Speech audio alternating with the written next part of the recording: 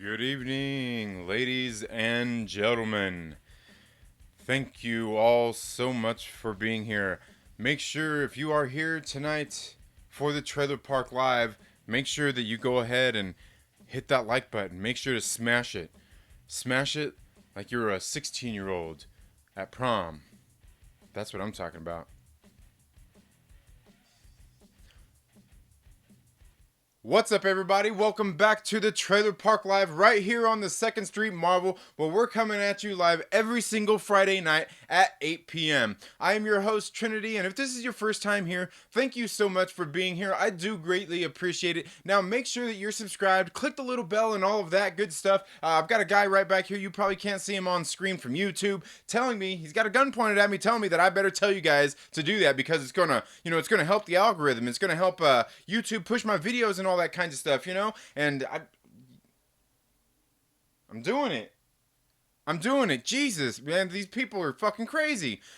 Oh man, guys, it's been a very busy week. Like I said, make sure you smash that like button. And in case this is your first time here, what I typically do is I go over some of the comic books that I pulled for the week, and then I get in and interact with you all in the live chats as I go and talk about some of the topics that I have to discuss just that have happened throughout the week. And today, it's been a very busy week and a lot of things happening out there in the world of in geek entertainment, and we're going to go ahead and get into those here in just a minute. But before we get into all that, I am going to start off just like I do every other week with talking about some of the comic books that I pulled for the week. Now, the first one I want to talk about here is Ghost Spider issue number 2. Now, this is the second in this new Ghost Spider series. The series that was going on before this, there was 10 issues put out. It was called Spider-Gwen Ghost Spider. The writer on the series is Shannon McGuire. The artist is Takeshi Miyazawa, and it's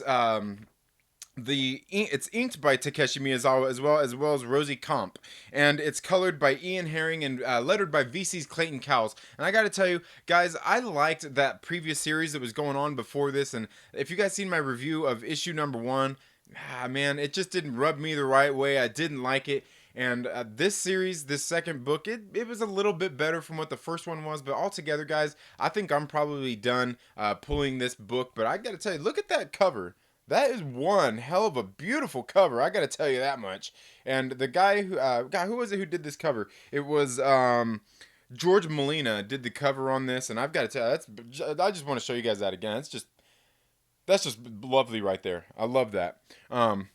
Been a very, like I said, it's been a rocky road with that one, but I'll probably still continue to do reviews on this series just to see if it picks up, if it gets any better. Believe me, I don't think there's going to be any shortage of Spider-Gwen or of Ghost Spider at the comic book shop. Now, the next one that I want to talk about here is Fearless, issue number 3.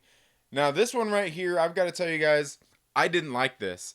I did not like this book. Ever since the first one released, this is issue number 3. There's one book left, and I swear when this was released, it was only going to be a 3-parter, but somehow it got pushed to 4. I don't know. I could be wrong. Maybe I just read it wrong. But this book, I'm just gonna go ahead and get into this book. It's got 3 different stories in here, written by, and it's basically showcasing. You can see there. It's Fearless, the fiercest ladies of the Marvel Universe unite. It's basically all written. It's got 3 different stories written by 3 different female writers, 3 different female artists, and well. Okay, well, in this one they've got 2 different female colorists. The first one starts off with Campfire Song, Part 3. It's written by Shannon McGuire, the same lady who's writing the Ghost Spider series. The artist is Claire Rowe, and the color artist is Rochelle Rosenberg. And if you guys know me here on the channel, I absolutely love Rochelle Rosenberg and what she does in her books. She's a great color. She knows how to use her colors and everything like that in the books that I've seen her write. She knows what she's doing. I absolutely have. I'll sing her praises all day long. But I got to tell you, this first story in here, Campfire Song. It's not very good. It's a story about this all female summer camp where these girls are going there and just learning different things. It's a typical summer camp, but this one they actually have guest speakers come in to speak to these young ladies at this basically like this female summit. For female empowerment, right? Right, we all know what that means. And the heroes who come in here are Captain Marvel, Storm, the Invisible Woman and Miss Marvel just happens to be in this story. She's actually attending the camp, and this story once again takes it up a notch to, just it's just laid on super thick with the feminism. The art in this book, in this story, I'm not sure what's going on here, because I got to tell you, like, Captain Marvel in this book, in this story, she looks like a dude. I mean, look at that. I mean, you could probably see there in the art. She's drawn like, maybe not a masculine dude, but but definitely looks like a dude. Like, look at that. Look at that right there. I mean, I don't know. That looks like a dude, like I see that guy when I go in to get beer at my local brewery here. I swear I do. I swear I see him out there. But altogether, this story has just been absolute crap. It's not been good. Terrible stuff. But again, you can still see that Rochelle Rosenberg does a very good job with the colors and everything in the in the book. Absolutely, she's a great color artist. I'll tell you that she's a great colorist. Now the second story in here is called Copycat, and it's written by Zoe Quinn. The artist is Marika Cresta, and the color artist is Irma Kinavilla. I'm sure I butchered that name as well. Apparently Zoe Quinn has been pretty controversial out there in the world these days, and I don't honestly know much about her, but apparently she's a piece of shit. And I've got to tell you that her writing is no different. It's a piece of shit. In this story, I read it like 3 times over to try to pick out what the fuck this story was about. It's completely pointless. Like this, we see Hellcat there. She's going out. She's been a case of mistaken identity. There's somebody out there impersonating her. It's been absolutely ridiculous. I couldn't figure out what the fuck this story was about, and whether it was even worth reading. Like I said, I had to read it 3 times for it to even make any sense. Now the next story that's in here is called Jubilation, and the writer is Alyssa Wong, and apparently she's not a very nice person either. She's a piece of shit too. Just from what I've heard, this is just what I've heard from others, and kind of some of the research I went out there. There, these crazy people out there in the world. You know who I'm talking about. Y'all know who I'm talking. Yeah, yeah, them alphabet people. And the artist here is Alti Fermancia,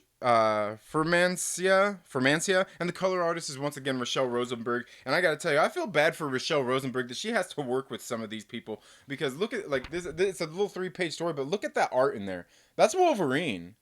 I don't know who, like, that looks. I think maybe they were going with like that fucking Danny DeVito Wolverine that people were talking about going into the MCU or some shit. The art is absolutely, it's fucking atrocious. Absolutely ridiculous story, and it's only 3 pages long. I don't know how you managed to fuck up a whole story in 3 pages, but you did it. You managed to do it here, guys. Marvel. I'm not sure who this book is for. I'm not sure that you even know who the fuck this book is for, because I can tell you there's probably no other people out there, no other fucking stupid people out there to buy this book except for me. I toss one my way. I'll call myself a fucking idiot for even spending money on this, but I review books here on this channel, and that's exactly why I buy things like that for. The other one I have here is Powers of X issue number 5. Now, if you guys haven't been paying attention to this Powers of X series, Jonathan Hickman has been writing this. This is the 5th of the Powers of X series. There's House of X, and issue number 5 just dropped last week. This series has been really good. There's only 1 book left in this one and 1 book left in House of X.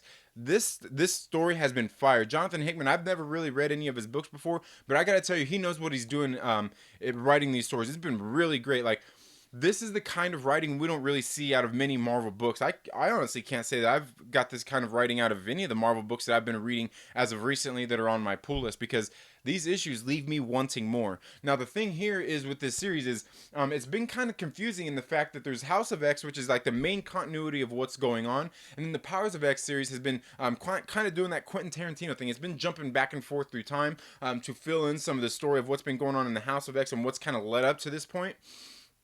And overall, I've got to say that I've been kind of thinking, like, these Powers of X books have been throwing me off. I don't know how exactly they tie in. They're just really confusing, because House of X will come in and just knock that shit out of the park, and then the next thing you know, Powers of X comes in and just like kind of like confuses me. I don't know what's going on, but apparently my thoughts have been pretty right on what's going on in this story. The Den of Nerds, one of the channels that I'm actually a Patreon supporter of, and a channel I absolutely love here on YouTube.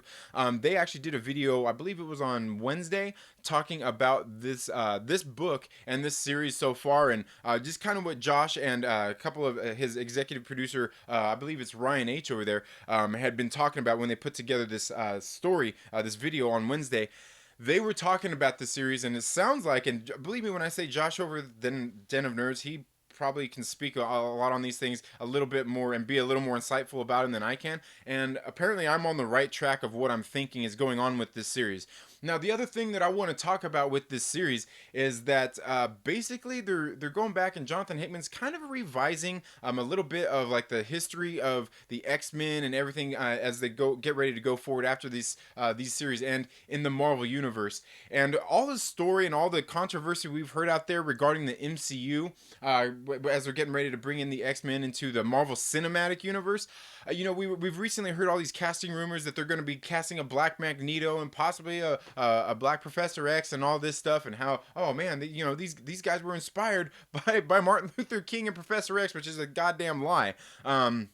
You can go back and watch videos of Stan Lee where he said that these characters in these books were not based on those historical figures or the civil rights movement. It all just happened to be happening around the same time, and it just happened to be a convenient way for them to put some of those kinds of things into the book. And you can see plenty of times Stan Lee has said in other interviews where he does use politics, but he's not beating anybody over the head with it. That's not what he wants to do. So anybody out there making those false claims that it's based on Professor X and Martin Luther King Jr. and that stuff, it's full of crap. Don't listen to it, and don't listen to all these clickbaiters who are out there causing outrage in the fan community over stupid shit like this. And this is something we're going to be talking about a little bit more in the show.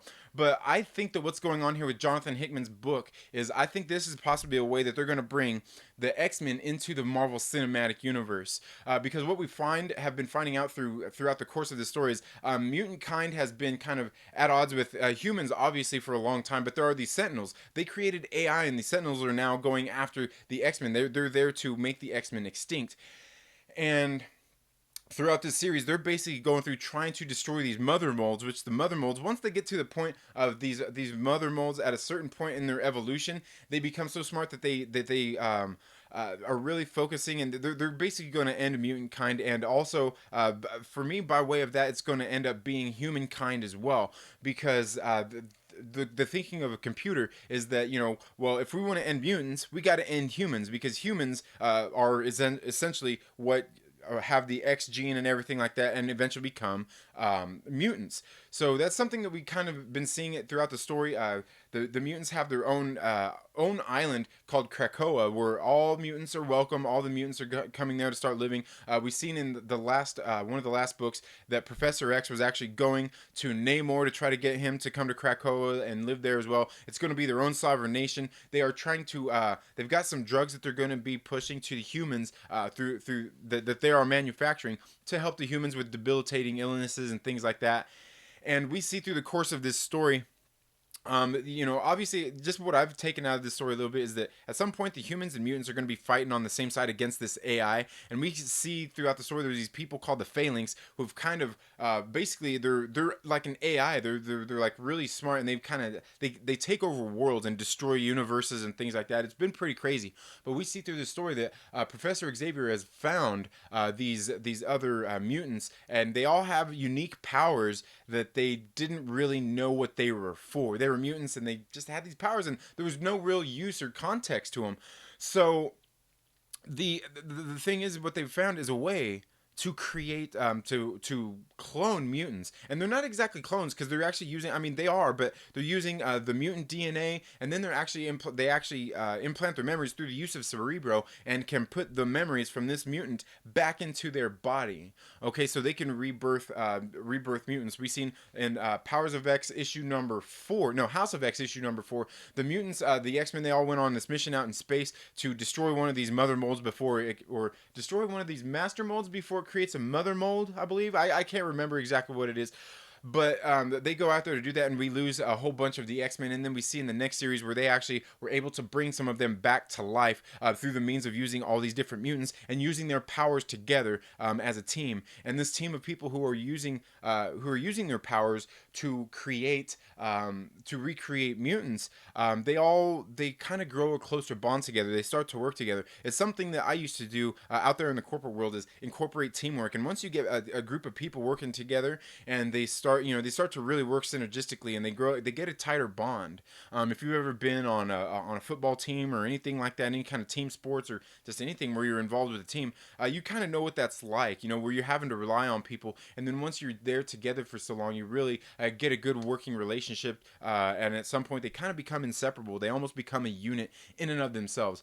And I'm thinking that this Jonathan Hickman story is probably something that they're going to use to kind of adapt going forward into the MCU, to bring these characters in, because we've all heard that story, and this is something I'll even say too, that like Xavier and Magneto, they would be old men by the time they get to 2023, which is where the Marvel Cinematic is in its current time. And they can take these mutants and rebirth them. They take it and make them whatever age they want. And I'm thinking that's something that's going on here. But there are some other things going on in the background. Some of the stuff that's been kind of told here in the background, as far as connecting a different mind with a different body.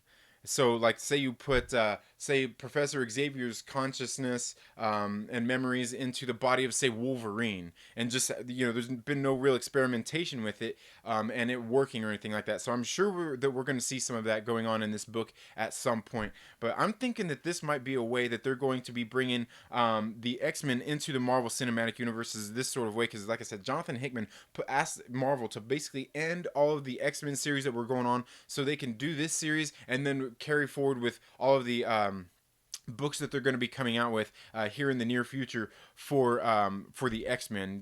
They've got all kinds they're going to be coming out with. They've got Dawn of X, House. No, that's not House. I don't know. They've got all these different books they're getting ready to come out in the near future, and it's been a really great series, and I'm thinking they're going to use some of this idea to go forward in the Marvel Cinematic Universe. Now, the next thing I want to talk about is something I've been talking about here on the channel for a while, and you guys, I've been getting into more independent comic books. And I've been talking a lot lately about Vault Comics. Vault Comics is a small family-owned comic publisher. They just started back in 2016, 3 years ago. They've only been doing business for 3 years, but they've been putting out some absolutely great titles, and most of them are in the science fiction and fantasy world. And some of them have actually been horror titles as well, and that's what I've been reading. I've been reading all of their titles, and Vault Comics has not let me down yet. And I think that Vault Comics is actually out there proving something that I've kind of talked about a little bit here, and I think is something that a lot of other people out there, creators, could take to heart and maybe take lessons from and carry forward with getting their books out there. As we all know, in the comic landscape, they got things going on out there like Comicsgate, More Campaign, and then obviously all kinds of other detractors who are really, I don't know, I guess maybe not staunchly against, but not really for Marvel or DC, the big two. And so people are starting to do their own things, and I think a company like Vault Comics is out there doing something really great in creating these. They're all original stories, creator owned, and they actually had a big week this week. They released 6 books, and I picked up 5 of them, and I think 3 of them were series that I was already reading in the first place. But the first one I want to talk about, and I didn't really get a chance to read it, was Relics of Youth. But pretty much what's going on in here, and let's see, does this talk about it right here? No, this one doesn't. But what's going on here in this story is there's these kids. They all end up having it looks like they've all got these tattoos, and they've all kind of got little stories about what's going to bring them all together, and they're going to end up being on this island where something unique is going on. A whole bunch of different characters in here. I haven't got a chance to read it. I got about 3 pages into it before I had to get here on the show and everything. Definitely something interesting. I'm looking forward to. I want to read this book pretty bad. Because, like I said, Vault Comics hasn't hasn't let me down yet. The next one is Maul, issue number 2. Now this is a new series. Obviously, it's a number 2 issue. I read the first issue. I did a review of it here on the channel. You can go check it out. But this book takes place in a post-apocalyptic future, and in which this story, a whole bunch of people have holed themselves up in a mall, in a shopping mall. It's a big shopping mall apparently too. And I'm not sure how long it's been going on for. For according to like the last issue that I read, it seemed like it's been going on for a couple generations. I'm not sure where these people are getting food or anything to survive from. Maybe that's going to get fleshed out in the story, but all these people are there, it's stuck in this mall, and it's become like gang territory. Somewhat kind of, I would say maybe like the Warriors, or even maybe like a Clockwork Orange, where we got these, just like these gangs of people, and they're all out there, protecting their own territories and things like that. It's been a very good series. I can't wait to get my eyes on this one. I didn't get a chance to read this yet neither, but Maul was a very good book. The next one was Resonant, issue number 3. Now this is a new series that they've been putting out as well. You can see it's the third book, and this one I've really liked. Once again, this is a post-apocalyptic type future in which there's like this something happened in the world, and it seems like there's this evil spirit that's been going around possessing people. As we see. There's certain precautions that people go through to not be taken over by this evil spirit, but they use like these cicadas that kind of chirp and tell them when this evil spirit is going to come. And what we got going on in this story is there's this father that apparently we're not sure what happened to his wife, but this father with 3 kids. He's got an older daughter and 2 younger sons, and she is an amputee. One of her legs is half amputated, but you can see that this father has raised some very able-bodied children, as he has to leave them to go into a town to get some medicine for his son who has a debilitating illness. And so he has to leave them for who knows how long. He's the last I read, he was gone for a couple of days, but he has to go get this medicine for his son. And we can see that this spirit that's been taking people over actually comes. There's been a wave of it that happened, and we can see like his oldest daughter, got caught in it. But we can see that she's a great leader for their family. These are very able-bodied children, and I've got to tell you, I really like this story. It sucked me on the first issue because I'm a father. I've got 3 kids of my own, and mine are just different. Like I've got 2 girls and a boy, and this one is a girl and 2 boys. But the thing I like about it is we see that this father trusts his kids and leaves them alone for these amount of days so he can go, and it's just too dangerous for them to go with him, and that's part of the thing too, especially with his son's debilitating illness, and his daughter, being an amputee and things like that. It's just going to be a lot for him to travel with it. But that story has been really great. And once again, I'm telling you guys, Vault has been doing a great job. The other one I picked up was Sarah and the Royal Stars, issue number 3. This story is once again taking place. It's taking place in the Middle East, in Persia, and more specifically a town called Parsa. And Sarah is, and it's like a medieval tale. Sarah is basically charged with going out to help free these deities, I guess you would say, these spirits that are basically representative of the star constellations, from what I take it. They're trapped on Earth in these human bodies, and her people are basically they're not doing too well. They're basically in a state of famine. They're starving. The seasons haven't changed, and part of that is because these royal stars are trapped in these bodies. So Mitra, who is one of these gods of the stars, apparently charges Sarah with going out and helping free them. Now this was something that her mother has passed away, killed. I don't know how she died, but we haven't really got that part yet. But her mother had the same mission as well, was visited by Mitra, who set her upon this mission, and that's what she's going to do, is to fulfill that mission. And while she's gone out there trying to help these royal stars, her family, her father was the king in this land, he gets basically overthrown. Her uncle comes in and takes over the throne and takes over the town, and she ends up in issue number 2. She ended up going back home and visiting, and that's when we see shit's just been getting kind of crazy. But altogether, it's been a very good book. Strong female lead in this book. Very good series. I have no complaints about it. The next one that came out this week was The Plot, issue number 1. And I've got to tell you guys, this one was absolutely great. This is a horror title, and you can tell that just by the cover there. Absolutely great. Now, what we've seen in this issue was that there's this guy who is basically like the president or the CEO of this pharmaceutical company, and they are getting ready to launch these new drugs for people who have mental problems, mental instabilities and things like that. They're launching this new drug, and this guy and his wife at this party, they end up leaving a bit early. He has problems. They end up getting brutally murdered.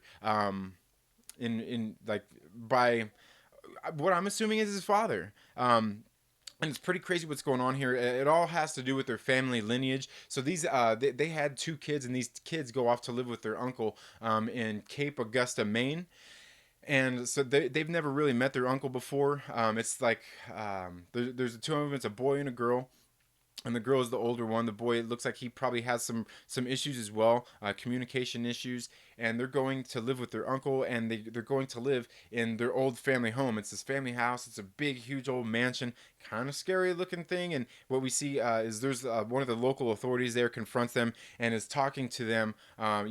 Confronts this guy. God, what is it? What is his name? Chase. Chase Blaine, and goes to confront him like, "Hey, like, what's going on here, man? I heard you were back," and because he kind of knows the family history here. And the kids go and get familiar with the house and with the area, and we can see that it looks like they get visited by some of the people that have come before them, some of their family that's come before them. Is pretty horrific what was going on in this book, and we didn't even really get a whole lot out of it, but I thought it was a really great book. Again, that's 5 titles that I picked up out of Vault Comics this week, and there was a 6th one that came out as well. They've had a huge week, and they've been doing a great job, and that's something that I was talking about as well a while back with, like, one of my favorite titles that I've been reading lately has been it's been a cyberpunk tale called Neon Future, and that was being put out by Impact Theory Comics, and it's their only title that they have out.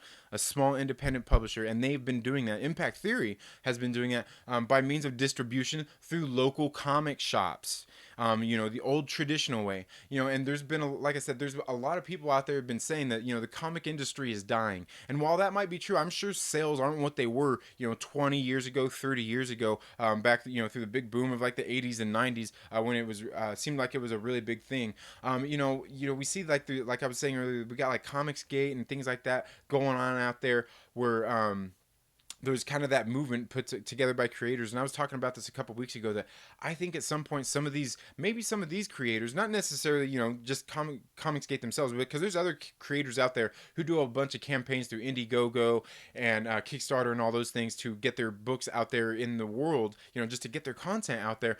I think that some of these creators at some point, maybe they should get together and make their own label and do something, because there are other companies out there doing it. It's still possible to get your books created and distribute them through local comic book shops. I think it's something that's still possible. And the reason I think that is because, just some of the campaigns I've seen out there and just different things going on. It's hard. It's hard for these creators to make their own book and get it distributed and distributed and things like that out there to get to a larger audience. And, so what's that do? It drives the price of a book up.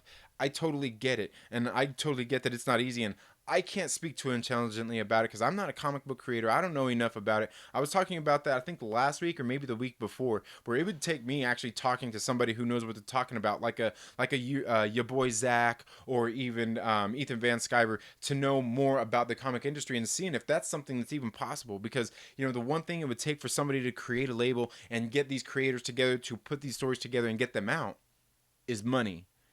An organization, and obviously it comes with contracts and all those other kinds of stuff. So I understand why there's still those movements out there doing that, but I just feel myself that it's still possible to go out there and grow a book and put, whether you're trying to do a new series or you're trying to put together a new company to put out new content. I think it's still possible, and I would love to see that out there in the world. I think we all love success stories, and that's why I think a lot of these people go out there and end up backing a lot of these creators through Kickstarter, through Indiegogo, and just whatever other means there are, is because these creators, they have a passion, they have stories they want to tell. And I'm telling you, a company like Impact Theory and a company like Vault Comics has been doing exactly that. So I think it's still possible to get out there and have some success.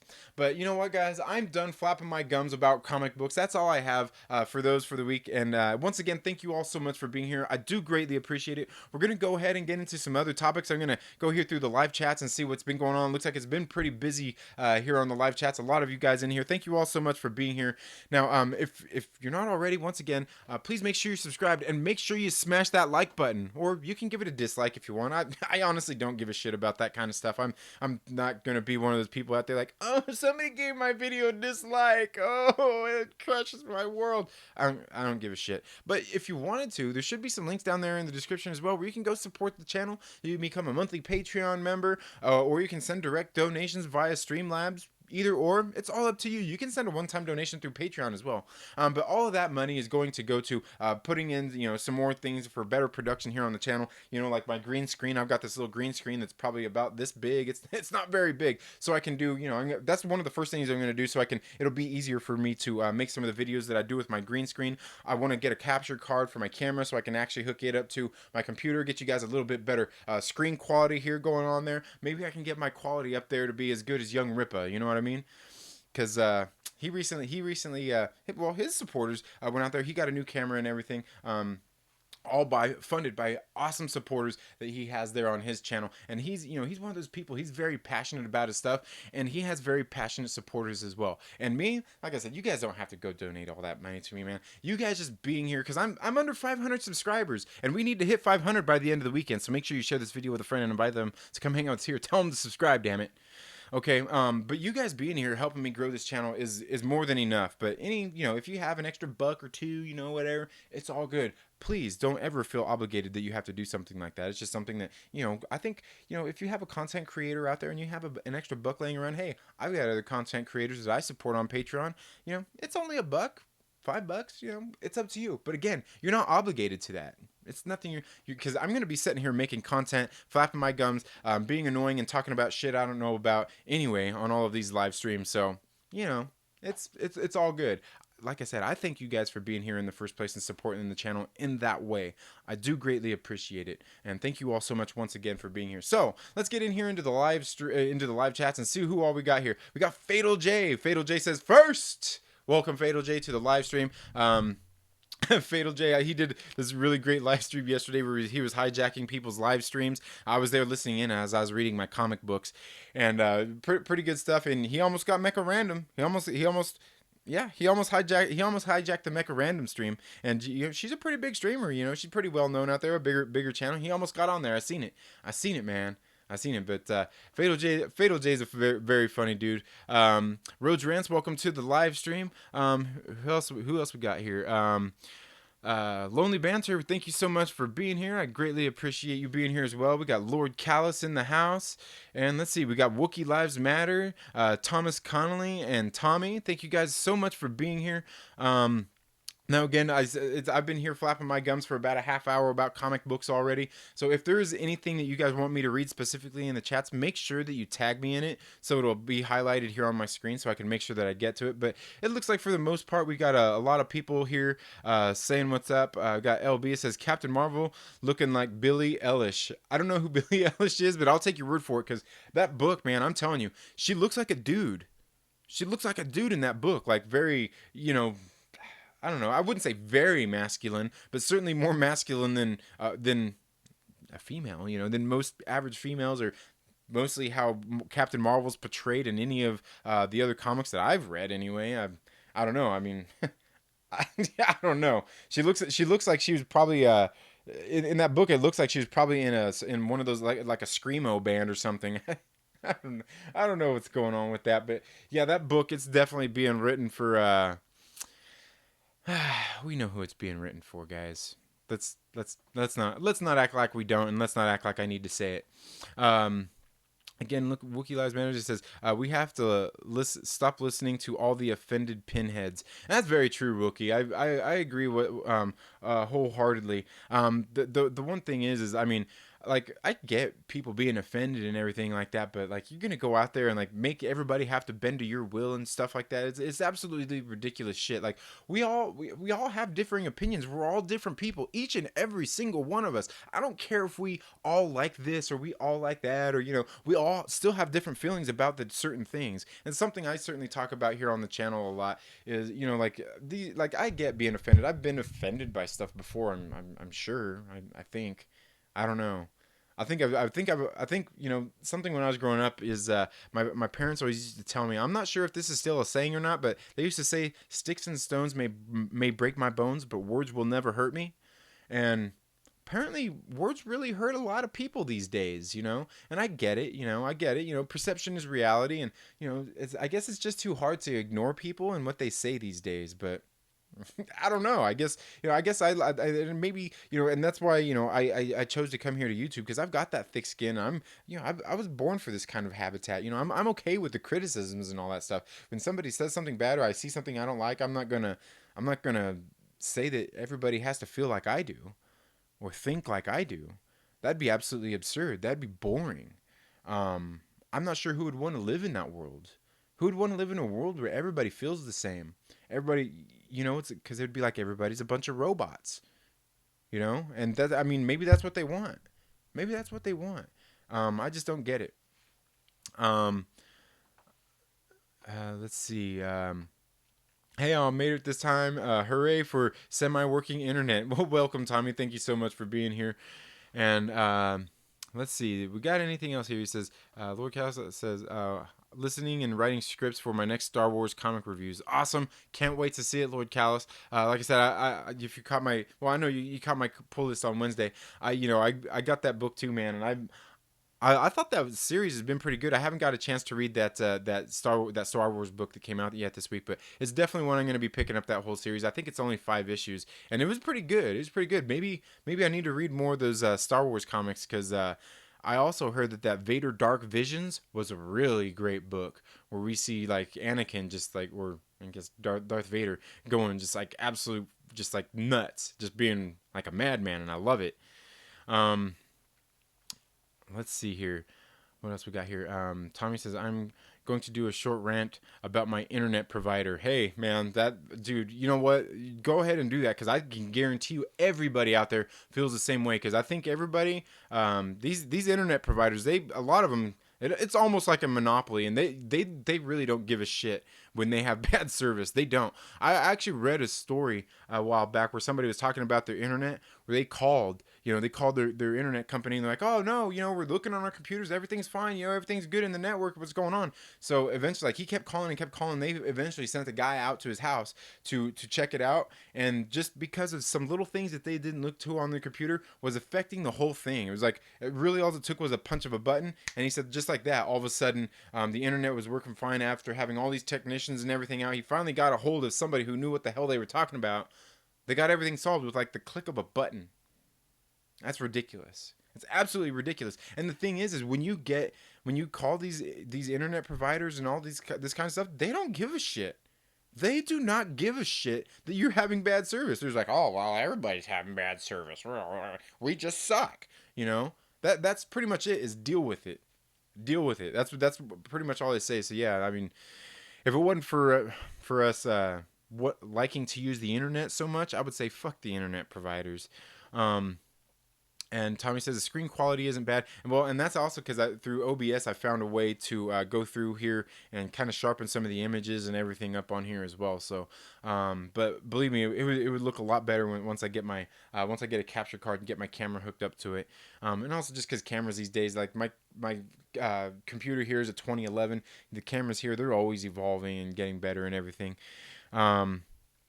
Lord Callis says Billie Eilish dresses like a dude, but she doesn't look like a dude. Oh, okay, so it's not a dude. Well, with a name like Billy, what do you expect, man? Yeah, that's right. I'm pigeonholing somebody named Billy. Shit, my name's Trinity. Yeah, I have that right. I can fucking criticize somebody with a dude's name that's a girl, okay? Because I'm a man and I've got a man's name, and people name their girls that name too. Okay? Yeah. You can go ahead and beat me up about that out there. He says she's hiding some midgets under that shirt. That's funny. He said, Lord Cal says, yeah, the Vader series is awesome. Yeah, man. I heard it was great, man.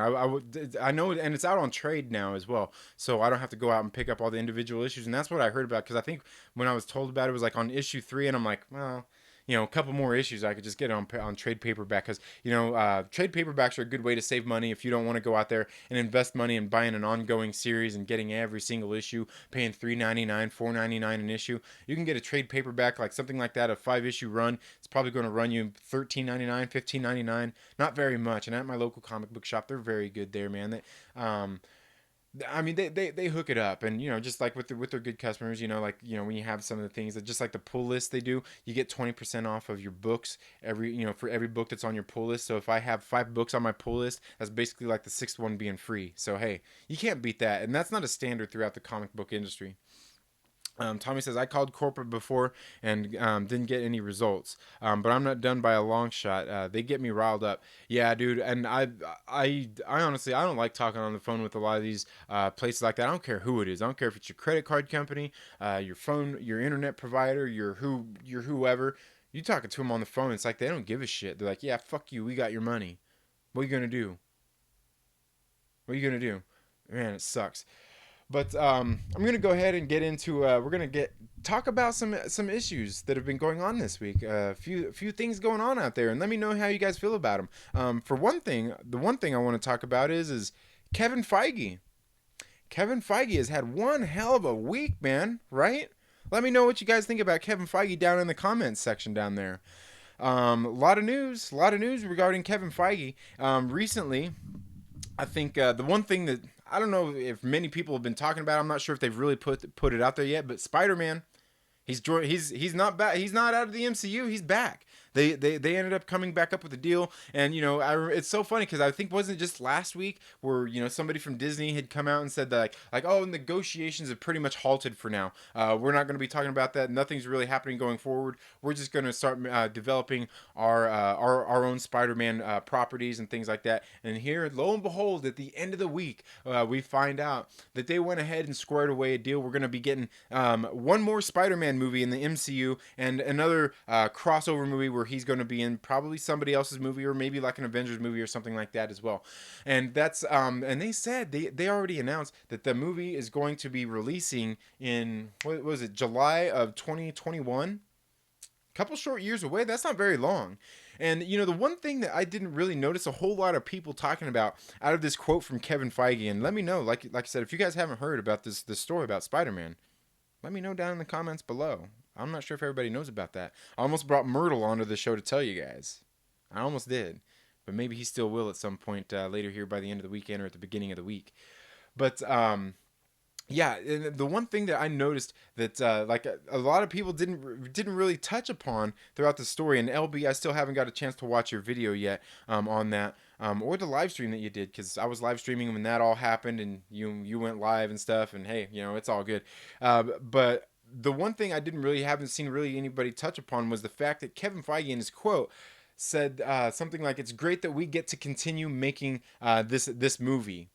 And I'm like, man, no, did nobody pick that out? Like, he said we get to continue making this movie. Like I can't remember what the exact quote was. I don't have it pulled up here to read for you, but I was like, that's interesting, because what it sounds like was they actually had that third movie already in production. They were already working on the story and everything that was going forward in the Marvel Cinematic Universe. And the words that he said, it sounded like they already had it in the works by the time this deal fell through and it was no longer going to happen.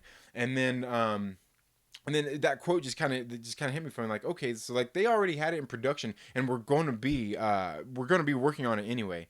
And the one thing, we've heard a lot of people out there talking about, there's that rumor going around, was that earlier this week or last week, we see all these clickbait websites out there talking about like, oh, they were going to use Spider-Man to help springboard Captain Marvel into the future with the MCU to kind of make her more relatable and more acceptable for the audience and everything. And I don't think that was ever the case. And people out there saying that, I mean, until we see that happen, I gotta call complete bullshit on that, because for one, I don't think Kevin Feige was going to count on a character that he doesn't own to prop up a character that he does own. It just seems totally unimaginable for me. Just all the things that we've seen out of Kevin Feige, it's just unimaginable to me. It's inconceivable, right? I just don't see that happening, and I think that I don't think that was ever the case with Spider-Man. Spider-Man, while he probably could do that for somebody, how exactly are they going to leverage Spider-Man to make somebody like a Captain Marvel look better? I just don't really think that that's gonna was part of the plan or even going to happen. And then a lot of people talking about just because Carol Danvers, the Captain Marvel character has been liked in the Marvel Cinematic Universe and a lot of that stuff going on out there. Like guys, like I get it. It was really not really well received out there in the Marvel universe, and people saying that Disney's doubting her and everything. I honestly just don't believe that. I think there's actually a Captain Marvel movie out there that's been made and probably coming up in the next phase, in this next phase, in Phase 4, and we just haven't heard about it.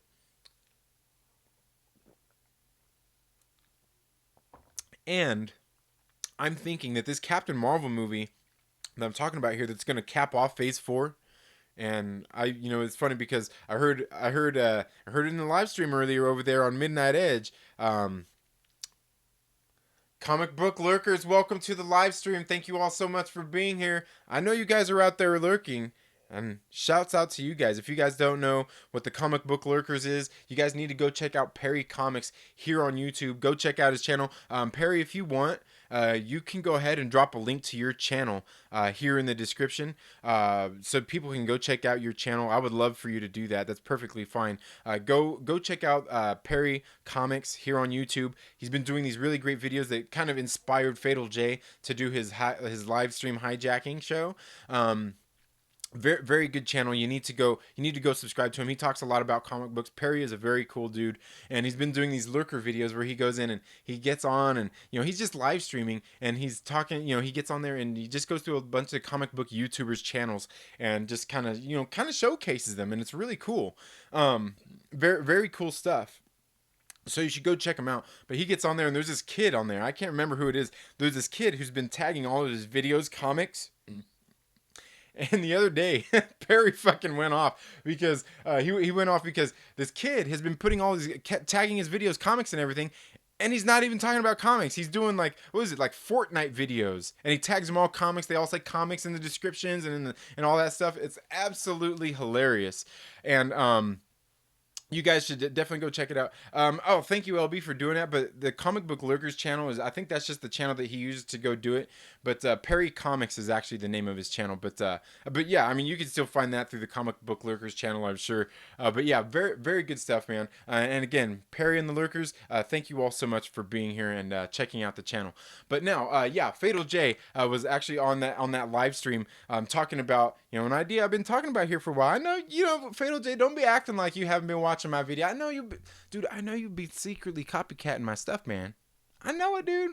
It's all good. It's all, you're my brother, man. You can use it, but next time you better put like a little annotation in there and give me credit, man.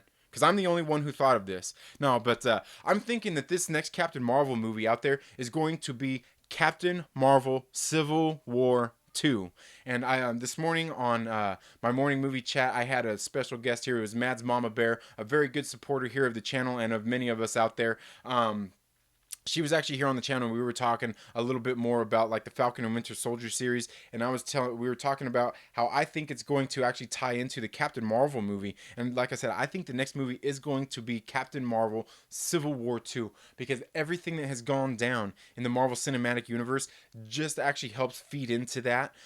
Because basically what happened like through Civil War 2, and this is some stories that I want to see, is what happened through Civil War was like there was this thing that happened right before Civil War 2 called Assault on Pleasant Hill, where Maria Hill was in charge of Shield, and she went out there and made this prison for bad guys, where they had Kobik, which was basically in the Marvel Cinematic Universe. Kobik was a sentient little girl because the cosmic cube exploded into a bunch of pieces and became a sentient being. The cosmic cube, this particular cosmic cube in the Marvel Cinematic Universe would be known as the Tesseract, and basically Eric Selvig, yeah, that Dr. Eric Selvig was experimenting with Kobik, and that's when it exploded. A bunch of people died in this shield, in this explosion.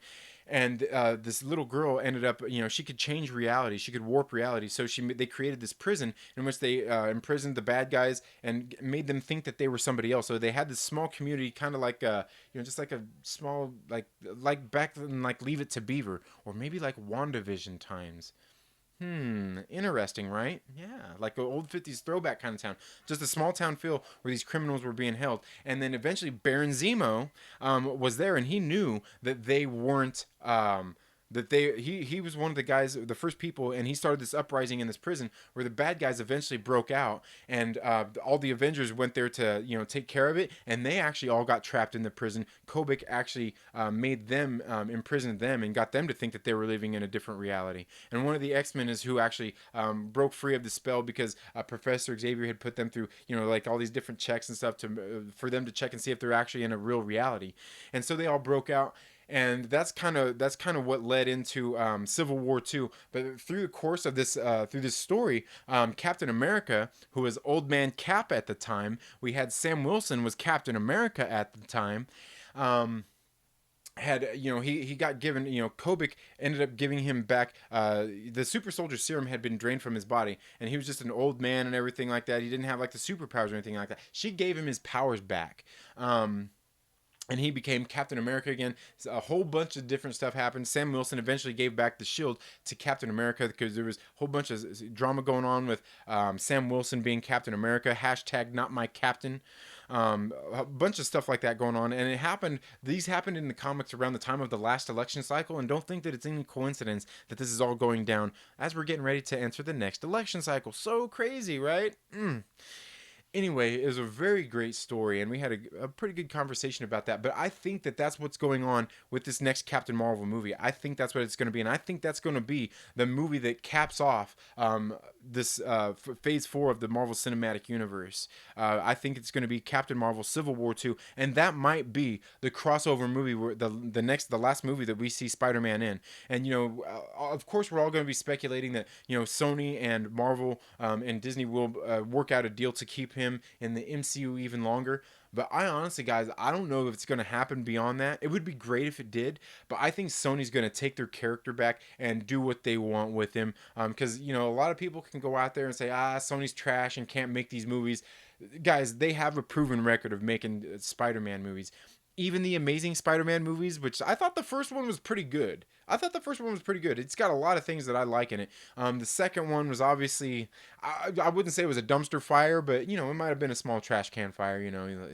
An office trash can fire. It had a lot of bad elements in it, but Sony still has success with their with their Spider-Man movies, so they can still make those movies. So I think at some point, and we haven't seen, aside from Thor getting ready to do Love and Thunder, none of these characters have had more than a trilogy. So I honestly don't know that they're going to work out anything beyond that next movie. But I could be absolutely wrong about that. But let me know how you guys feel about that down in the comments below. Let's see here. Now let's get here into the. Let's see. Lonely Banter says, "Don't worry, no one watched it except Tommy." Well, that's because I didn't watch the live stream because I was live stream. You were trying to overtake my. You probably had more people on your live stream than I had this morning, bro. Honestly. But yeah, no. I do plan on going back and watching that. Yeah, they got the comic book lurkers in here, man. That's cool. Fatal J says, "Shots fired! Shots fired!" Oh man, that's funny. But yeah, no. Yeah, I know you be jacking my Jay. I know you be bootlegging stuff, man. You can come here and bootleg my stuff every time, but make sure that you give me credit, bro. Otherwise, it's on. We're gonna go like straight fucking Dr. Dre and Easy E style. The Dark Council's gonna break up, and we're gonna break up into different factions, and I'm gonna be sitting there like, if it's on, motherfucker, then it's on, G. Well, if it's on, motherfucker, then it's on, G. Yeah. But anyway. Yeah, so Comic Book Lurker says, he's so annoying. Yeah, I know, I am. I can't help it. But see, Fatal J says it's a comic book called Civil War II, where Captain Marvel was the leader in the book versus Tony Stark. Well, but what it was I read that whole series. That's kind of all that whole stuff is what got me back into reading comic books. And I actually just got to go back and get all the Civil War stuff and actually own it. But I went through and read all that stuff. But yeah, and that's the crazy thing is I say that it's all been alluded to in the MCU because the Civil War 2 story was actually they had this there was this kid named Ulysses. He was a mutant, and actually he was an Inhuman. he was an Inhuman, I believe. And Inhumans and mutants, they kind of don't really get along. It's really weird. I, we don't really need to get into that, but they were using this kid named Ulysses, who ended up going off and becoming like like some sort of like big crazy cosmic god, out there amongst the gods. He had this. They were using. He had these visions of things that were going to happen. It was kind of like that movie Minority Report, where they were getting visions of stuff that was going to happen, and they would go out and stop and prevent these things from happening. And Captain Marvel was all about it. She was like, Carol Danvers. She's like, well, we're going to use Ulysses, and we're going to go out and stop these atrocities from happening. They stopped Thanos and they imprisoned him, as he was ended up being on one of the helicarriers and was there to attack to get Kobik. And they ended up stopping him. They used him for to prevent these whole other things. But Tony Stark was actually against it. He was there saying like, no, man, like we don't know if this kid if he's biased, if these visions that he's seeing are actually what's going to happen, or maybe he's getting these visions and we're going to act upon these visions and we're actually making it happen by going out and intervening in exactly what he's telling us. He could be causing these things. We don't know, and that's what started the Civil War II. And by the end of Civil War II, Tony Stark ends up going into a coma, and he ends up living on through an AI. The suit runs through his AI and everything. Like, this AI is pretty much him, kind of like Jarvis. And this is all stuff that is possibly been set up in the Marvel Cinematic Universe already, because we've seen in the Captain America Winter Soldier, where they had Zola's algorithm that was actually going there and doing the same thing. That's what those helicarriers were going out there to do. If it was a threat to Hydra, that's what it was going to do. It was going to eliminate those threats. But the purpose of it was they were using all that algorithm. Nick Fury was using it as a means to prevent crimes from happening. If you don't remember, Steve Rogers actually said, I thought the punishment usually came after the crime. And Nick Fury says, we don't have time to wait for that. We take the world as it is, not as we'd like it to be. They've done every single thing to lead up to a Civil War II, and I think that Civil War II is going to be the next Captain Marvel movie. So you're absolutely right, Fatal J. You're absolutely right. So yeah, I mean, I'm completely on board with you, and I'm just giving you a hard time, Fatal. You know that. But LB says second Street Marvel there. How is there a Captain Marvel Civil War when she can't be defeated? Right? Yeah, and that's true. But the thing is, like, she's very OP in the Marvel Cinematic Universe, but she was that way in the comic books as well. And I've talked about this on LB says you like every movie. And then the thing is, I do. I like to take things. I like to take things as what they are. Like, just because there's a lot of bad things in a movie doesn't mean that it's not all a complete crapshoot. I like to find good things about stuff. I'm not, but believe me, I'm not one of those reviewers who would be on Rotten Tomatoes giving everything 5 stars.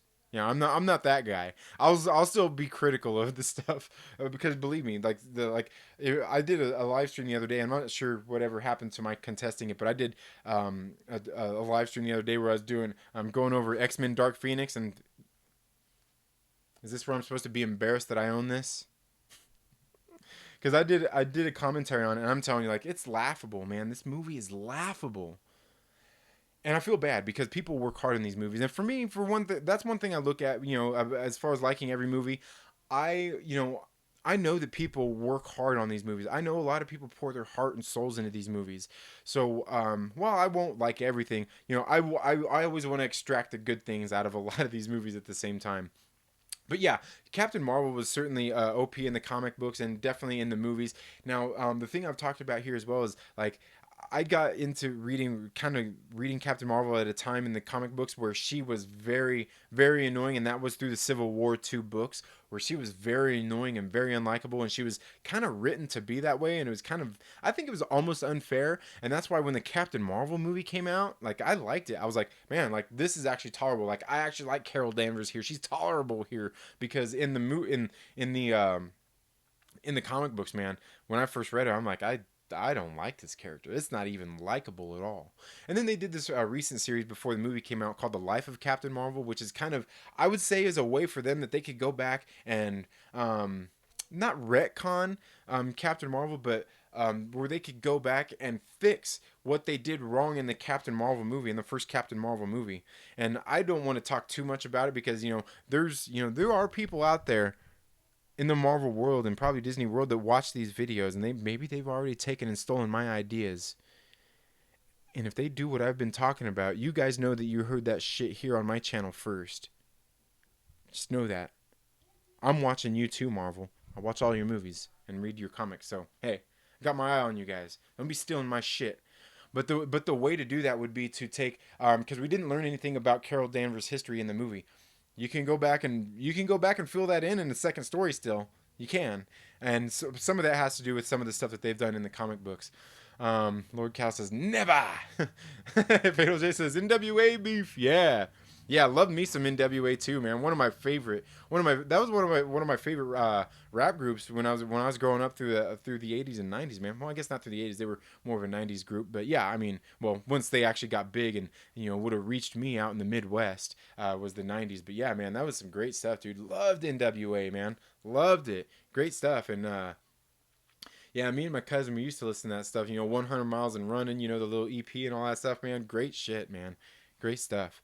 Tommy says, yeah, definitely love me some NWA. He says, Fatal J says, man, I think church nuns love NWA. Probably so. Eric B and Rakim. You know what? And I have, what? As much as I loved rap and hip hop growing up through the 80s and 90s, I'd never really heard a whole lot of Eric B and Rakim. But what I did hear was fire. Ice-T was definitely one of those. I was more as much as I like Ice-T, his raps and everything. Body Count was one hell of a group. Body Count, man, that was some good shit. And Public Enemy, definitely agreed. Public Enemy is one of my favorite rap groups. I've actually got to get a hold of one of my friends and see if he's still working on something for me. I asked him to see if he could go make a. He's a guitar player. He's really great. The best guitar player I know. But I was actually asking him if he could make this heavy metal version of a Public Enemy song that I want to do a cover of. And of course, it's something that, like, I don't know how I'm going to do it because I would definitely get a content strike, or it could be I'm not sure if it would be necessarily a strike or just a content claim here on YouTube, but I don't care. I'm a small channel, not like I'm going to make money from it anyway, for it to be demonetized or anything. But there's a Public Enemy song that I want to do a cover of. I think is one of my favorite songs I'd really like to do. And Glitter and Duct Tape says nope what, nope what, no, what are you noping me about? Nope. All right. Let me know down in the comments below, Glitter and Duct Tape. And welcome to the live stream. Let me know. And again, thank you all so much for being here. Make sure you smash that like button like you smashed your prom date. Maybe not quite the same. Don't treat your computer like that. Don't go all ex machina on us.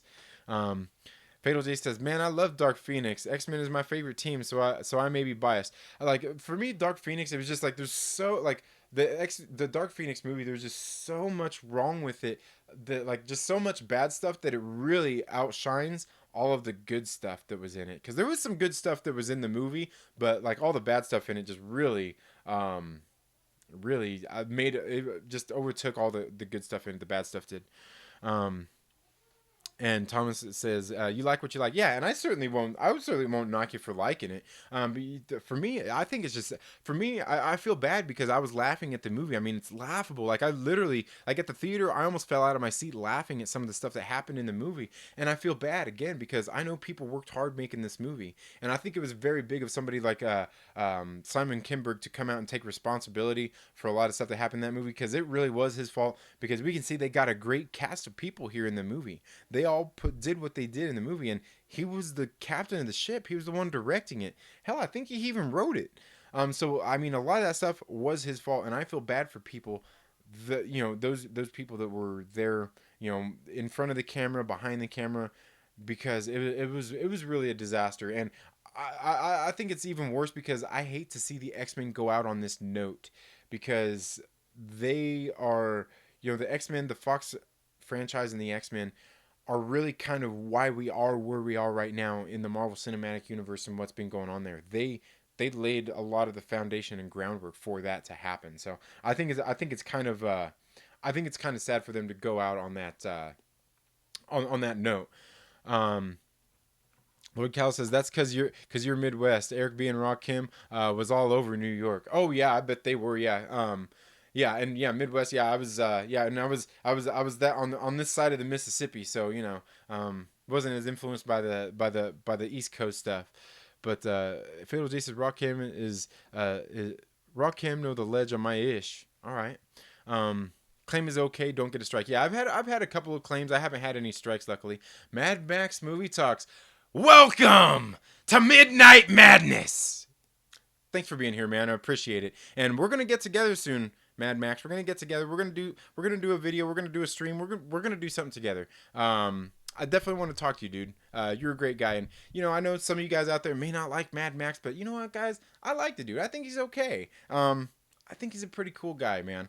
Now, again, even I've been critical of him, and a lot of that he talks about like Jeremy and Geeks and Gamers, and I want to see this dude do more content because I like the persona that he brings to the camera and just what he does there on his channel. With some of his other videos, I just watched one of his videos this morning that he was talking about just some of the stuff going on with Disney and like his boycott that he's doing of them and stuff like that. Mad Max is a very cool guy, guys, and I understand that some people may not like him because he's not down with like the whole Jeremy and Geeks and Gamers. I get it if you guys don't like him. Yeah, that's no big deal. I'm not that guy, man. You guys know who I am here. You guys know I'm not gonna bullshit you guys about anything here.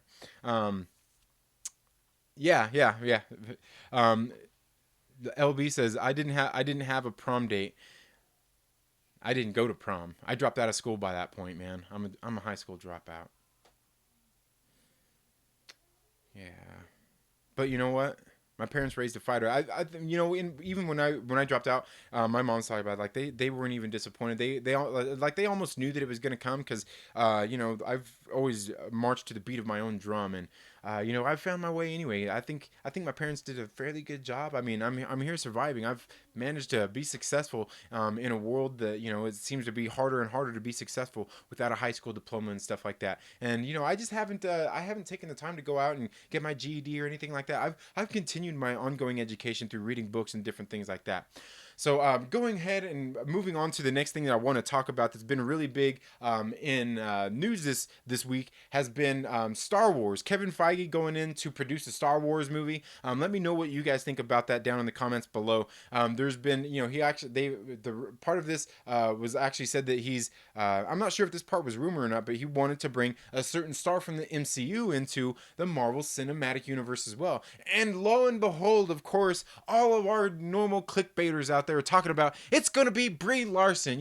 There's a certain group of people out there, that just feel like it's gonna be Brie Larson because we all know that Kevin Feige is in love with Brie Larson, and they're not having the success in Marvel Studios with Captain Marvel and all that stuff. And we know that he's in love with her, and he's pushing an agenda, and he's gonna go out and he's gonna bring Brie Larson into the Star Wars universe, and it fucking sucks, and we're pissed off about it. Ah! No, I don't think so. I think it's good that Kevin Feige is going to be coming into the Marvel into the Star Wars universe and doing stuff with that. Because this guy is a storyteller. He knows how to build a universe. Now, can he? How would you say save? And this is something we're going to get into also later. Can he save Star Wars? I don't know. I don't think that Star Wars necessarily needs saving. They just need to right the ship. Is Kevin Feige somebody that can do that? We don't know. I didn't look into all the exact details of this, but if he's just producing one movie, you can't right the ship in one movie, but you certainly can build the foundations to carry forward with it. And just because he does one is not to say that he's not going to do more. And I'm sure people are already talking about Kathleen Kennedy being pushed out and all that kind of stuff. That's not going to happen, guys. I just don't see that happening. But Kevin Feige coming in to produce a movie, a Star Wars movie, is definitely a good thing. I think he's a better producer than J.J. Abrams is going to be. We see J.J. Abrams, he just kind of came in and, he pulled on the member berries and got everybody, hyped up when, they came out with The Force Awakens. A lot of people don't like The Force Awakens neither. I thought it was pretty good. I like The Force Awakens, and I even liked The Last Jedi. I thought it was an okay movie. There's just that's another one of those movies that there's bad things in it that I don't like, and I think a lot of us can point out those same bad things in the movie because it's just. I'm just going to touch on this once again because it's so odd that in a galaxy far, far away that they actually have hairdressers out there that actually go and color people's hair purple. Isn't that odd? There's like one person out there in all of the in all of the intergalactic galaxies and all this stuff that has a hairdresser that dyes their hair purple. Isn't that weird? I don't know. Like one person out there has a hairdresser.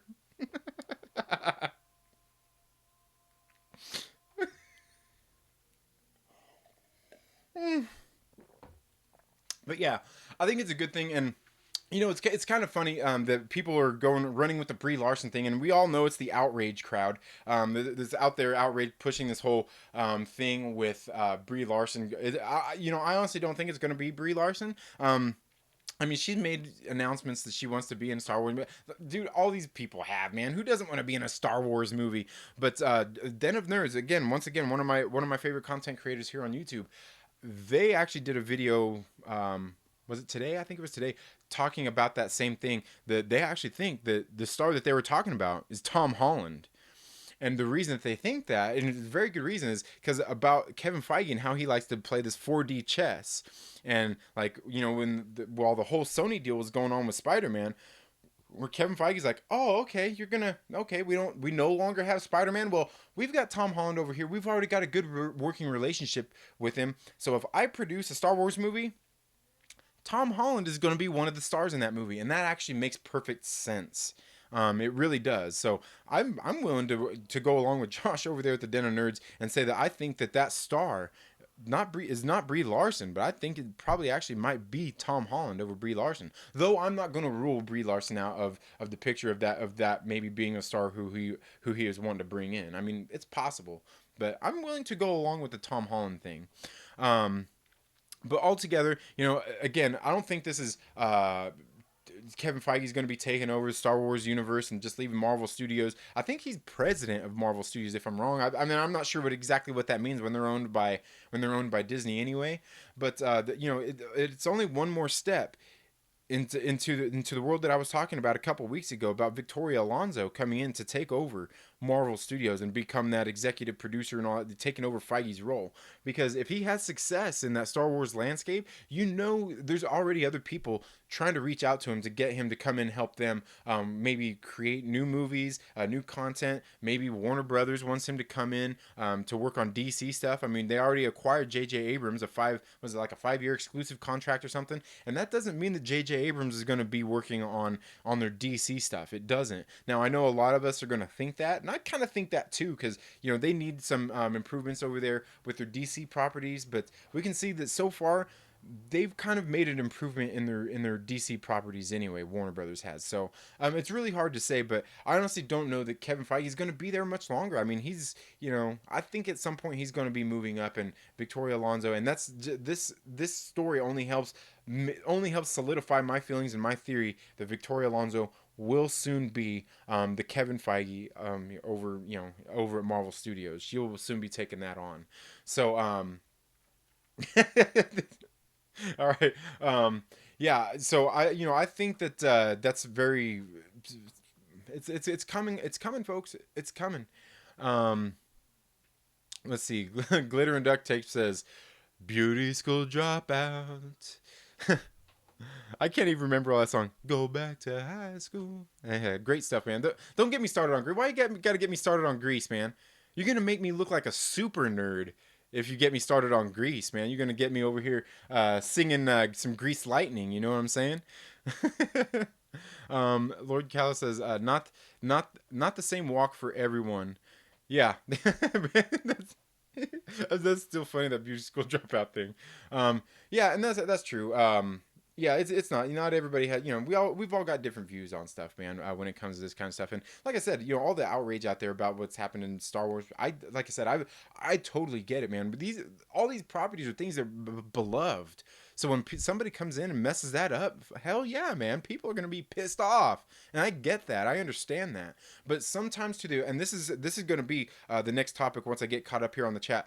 That's something else that we're gonna be getting into is the whole problem going on there with the Star Wars and just the community out there, as far as fans and everything. Mad Max says Kevin Feige is great news.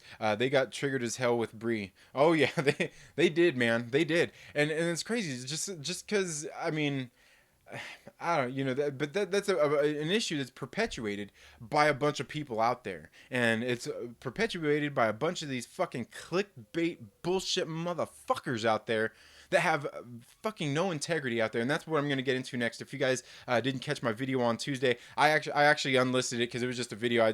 You can still go out there and find it. I know the Fandom Collective went out there and tweeted it, so it's still out there where you can find the link to it and everything. I just did that, and partially because it was just one I was just airing out a whole bunch of shit, and I was pretty pissed off. But some of those live streams I might be starting to do that with too, because I was watching this video where they were talking about live streams and how it can actually kill a channel, and just some of the different stuff like that when you kind of switch stuff up. But I don't have any, because part of what I want to do too is I'm going to probably start taking them and chopping them up somewhat like the Campia show does. Yeah, I know what you guys are saying. John Campia, fuck John Campia. I love John Campia. I love the show. Dude, I watch the show religiously, like every day, because he just got a good setup to his show, and he runs a pretty tight ship in what he does. And so I want to kind of model some of my stuff after that. But he takes and he chops them up into small, more digestible videos. Because you can see, like last week when I went for like almost 4 hours, where LB went and beat my 3 hour and 45 minute record. I want to do some of that, so because not everybody wants to go through and because live streams are funner to be on live, so you can interact with the content creator. They're funner that way, so I may take and chop them up into more digestible videos to put out there. And I was thinking about just doing that just for my Patreon supporters. Like, okay, Patreon supporters, like, here, you can watch these videos, but I don't know. I'll figure something out along the way. I'll give her something out along the way. Mad Max says, I give her props. All she had to do was release a Twitter photo saying, did someone say Star Wars? Yeah, triggers like 100 videos. Yeah, that's definitely. Fatal J says, Kevin Feige is going to star the Broom Boy at the end of Last Jedi in the next trilogy. He's going to be the Broom Boy. That's funny. LB says, like everything. Oh, yeah, I know, man. I know. Is that because I said I like The Last Jedi, LB? Damn it. And then Mad Max says, okay, now I got a problem with you second straight. You like The Last Jedi? Sorry, that was my best Mad Max. I don't have my mask on, so I can't do it. I can't quite do it. And sorry if it looks like that clipped out a little bit. My bad. Fatal J says, prom night made me realize I was really sheltered by my parents. Right? Fatal J says, let's just say I saw a chick swallow a whole banana without gagging that night. Oof. I'm not gonna say what I wanted to say, but did you at least hook up with her? Did you at least hook up with her? Or should I say, was it your banana? Anyway, aggressively relaxing. Welcome to the live stream. Aggressively says, and again, guys, if you guys haven't ever checked out Aggressively Relaxing channel, and all of you guys, I know a lot of you guys here are creators. Go check out each other's channels, man. A lot of you guys are great creators. And a lot of us, I started off somewhere too. Like if you're small, dude, like we need to get you up there, man. But Aggressively Relaxing is an absolutely great channel. Does some hilarious videos, dude. Gets me cracking up.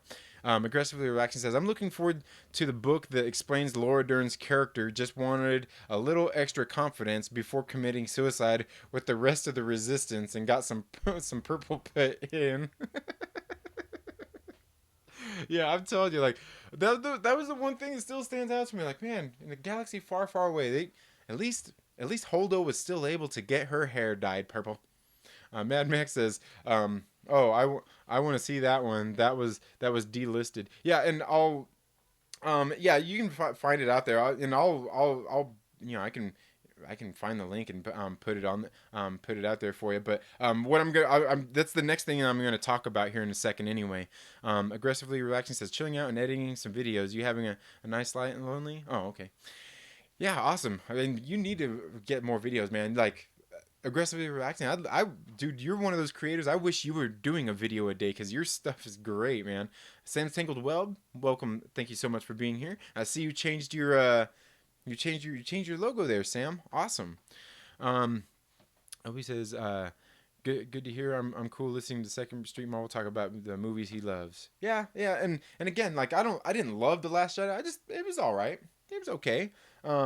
But now, like, just everything that's been going on, it makes it hard to watch. Just with all of the divide and all the big deal that's been made about it, kind of makes it hard to watch. Okay, so now getting on to the next thing that I wanted to talk about here, that kind of goes hand in hand with that video that I did on Tuesday, Max. And again, I'll send you the link here later, but again, once again, my one of my favorite creators has been going out there trying to get this movement started, and trying to get people together, because there's such a divide in the fan community amongst Star Wars fans and everything like that, and it's really trickled into a whole lot of other properties as well, just with the stuff going on, and just Hollywood, just all this different stuff going on.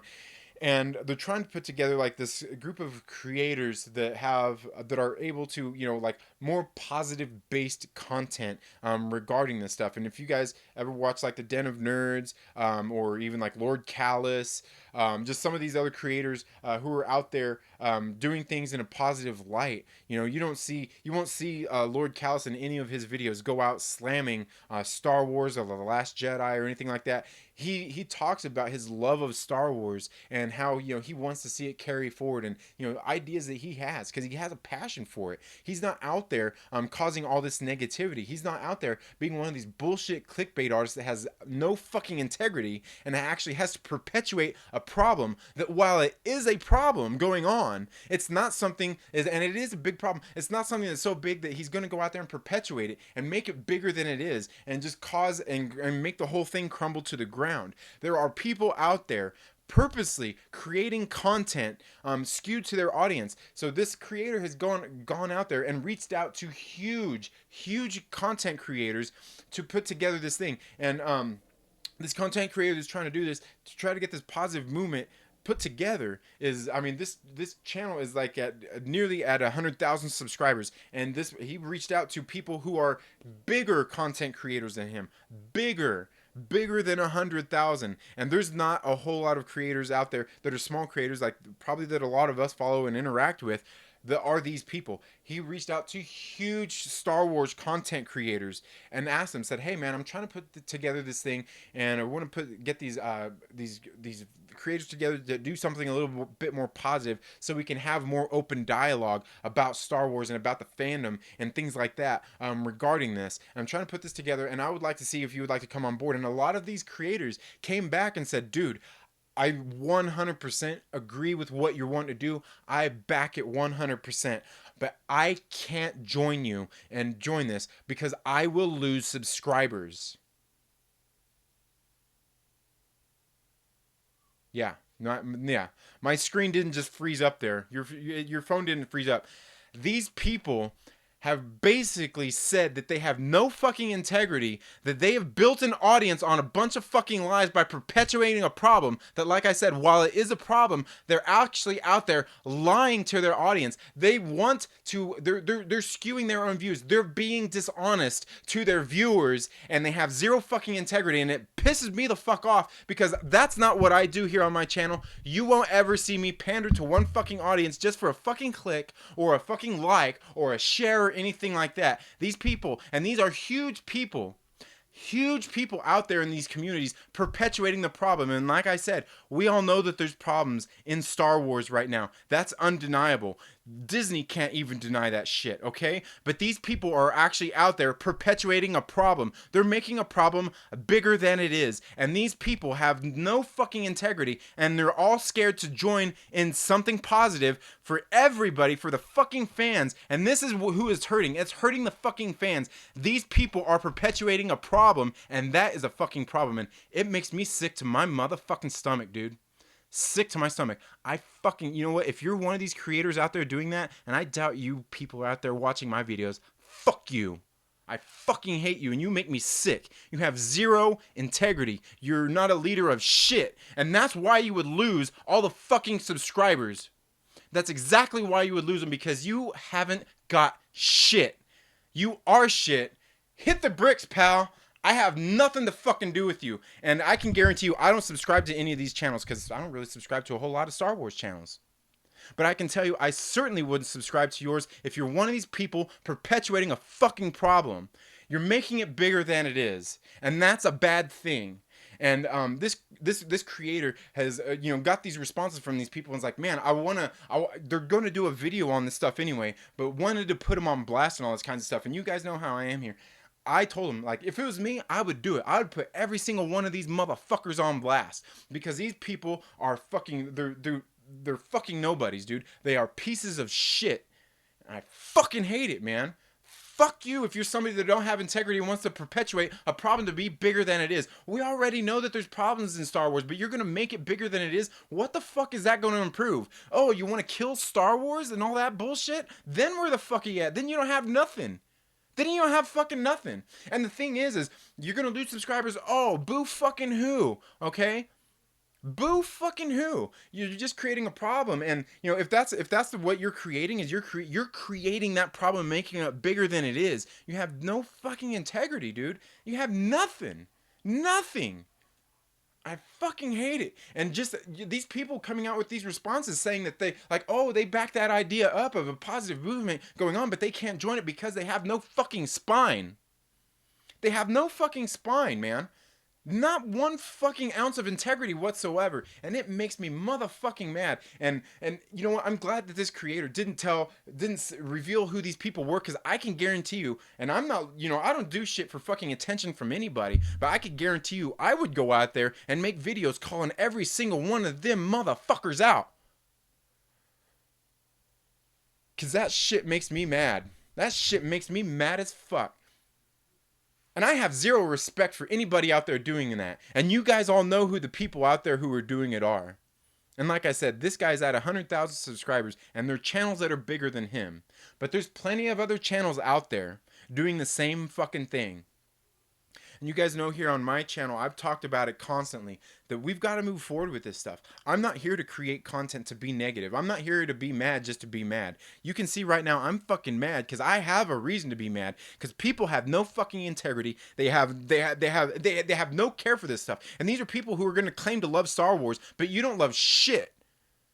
If you loved Star Wars, you wouldn't be out there pandering to a fucking crowd of nothing. Because I can guarantee you, a lot of the same viewers that you think that might unsubscribe to you might actually like your shit more if you would be fucking honest with them. They might actually say, like, yes. Like, yes. Because I can guarantee you that all these people who are mad about the shit going on in Star Wars feel the same fucking way, that they want shit to improve. But that's not going to be done by going out there and perpetuating a problem and making it bigger than it is. It's not going to get it done. What's going to get it done is by being honest. And being honest with your feelings, being honest with your audience. It's not going to be done by being a fucking asshole who has no integrity. And I could guarantee you that if you're subscribed to any of these channels who are perpetuating this problem, just go and subscribe to them. Because they're pieces of shit.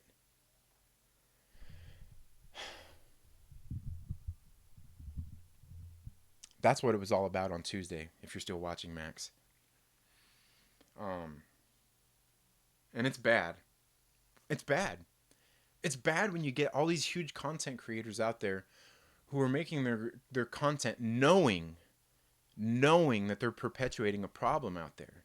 Something that, like I said, nobody can deny that it's a problem. But you're making this movement something bigger than it is, bigger than it needs to be.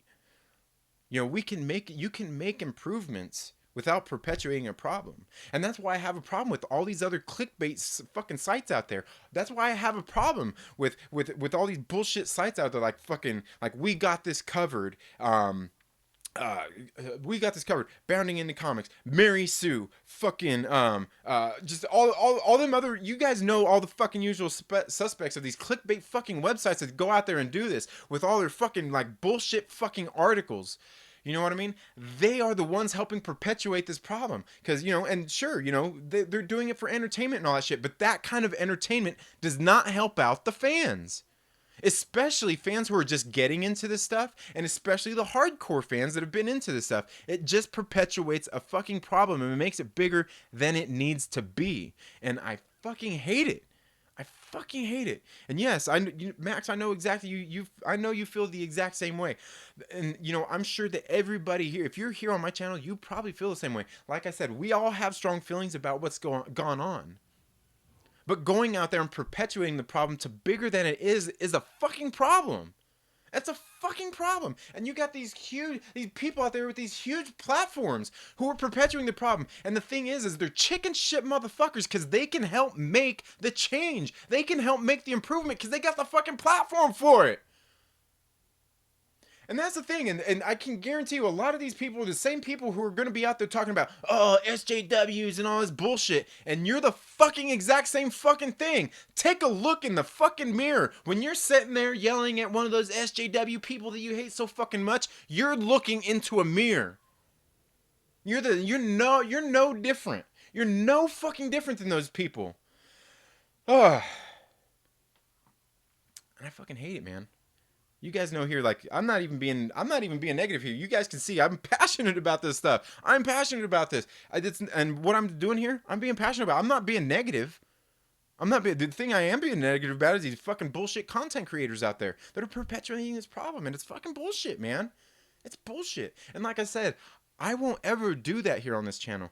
I'm not ever going to pander to anybody for anything, because you know one thing I'm never going to do is I'm never going to compromise my integrity, because that's the one thing I've never fucking done, ever.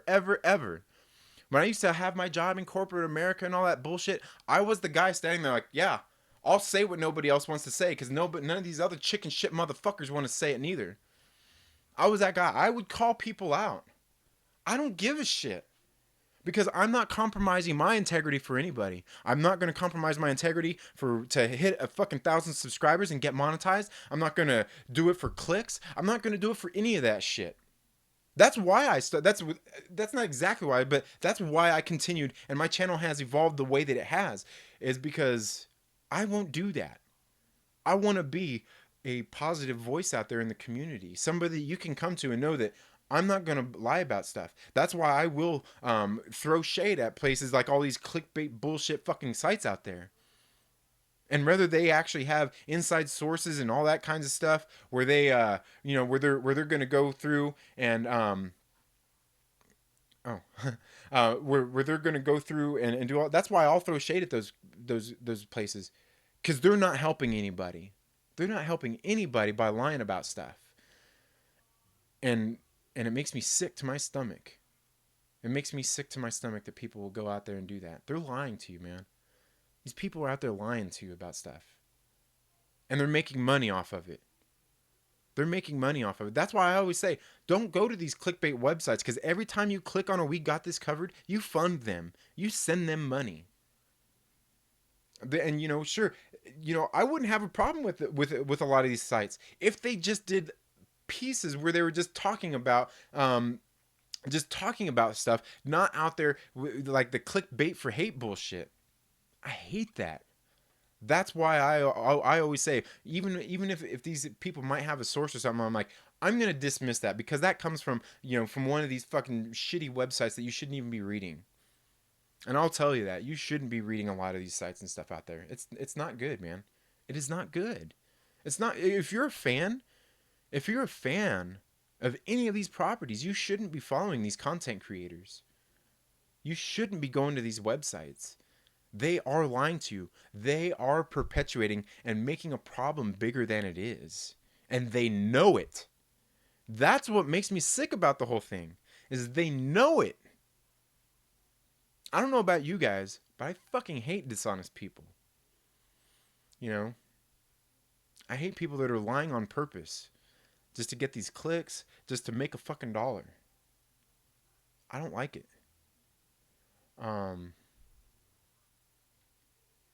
Yeah, I don't know. I'm gonna go ahead and get here into the. I'm gonna go ahead and get here onto the into the chats. You guys have been pretty active here as I've been sitting here ranting, and I don't even know how long I was just ranting there for. But that's what it was like on Tuesday.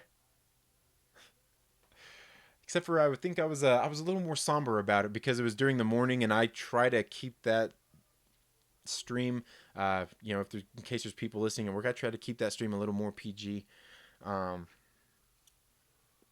Yeah, that stuff makes me sick, man. It makes me sick. Yeah. Okay, aggressively relaxing says, I really like The Last Jedi after I made a peace with the fact that all my heroes suck. except Nibnub. Nibnub is ride or die. I don't think I've heard of Nibnub. I'll have to check that out. Um, yeah, and that's true, man. That's true. That's true. I hear you. Mad Max says that sounds cool. I would like to know more about the group of YouTubers creating positive content. I'll inbox you some of that. It's not really my place to say, but it's a thing. It's a thing called the Gray Order. Um, and I'll fill you in a little more on that. I mean, I hate the three. I hate to do this because it's a movement that's kind of not really a movement that's kind of taken off. It's in its infancy, but it's Josh over at the Den of Nerds has been putting this, trying to get this thing put together.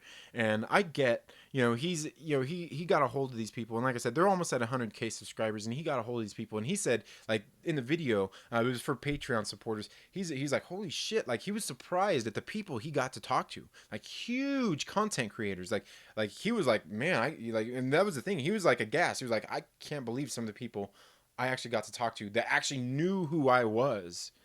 Is exactly what he said. And then they went through and they went through and told him like that, man, they 100% back it up and what he's trying to do, but they can't take part in it because they're going to lose subscribers. And he was talking about he wants to put him on blast. He would like to. He's going to make a video about it regardless, about the whole situation. But he is trying to gather content creators to do that. And honestly, when he made the first video talking about he was going to reach out to people, because he was saying he wants to reach out to people bigger than their channel is. The thing is, I knew the problem already, and I knew the answer, and I didn't want to be negative because I don't want to be a negative Nancy. But I knew that that's kind of what it was going to be, is like these people are making a living off of these hate clicks, and they're not going to be on board with creating that content because they are chicken shits. And he said that, and I was like, honestly, I doubt you're going to find people in the 20,000 subscriber range and up that are going to want to get on board.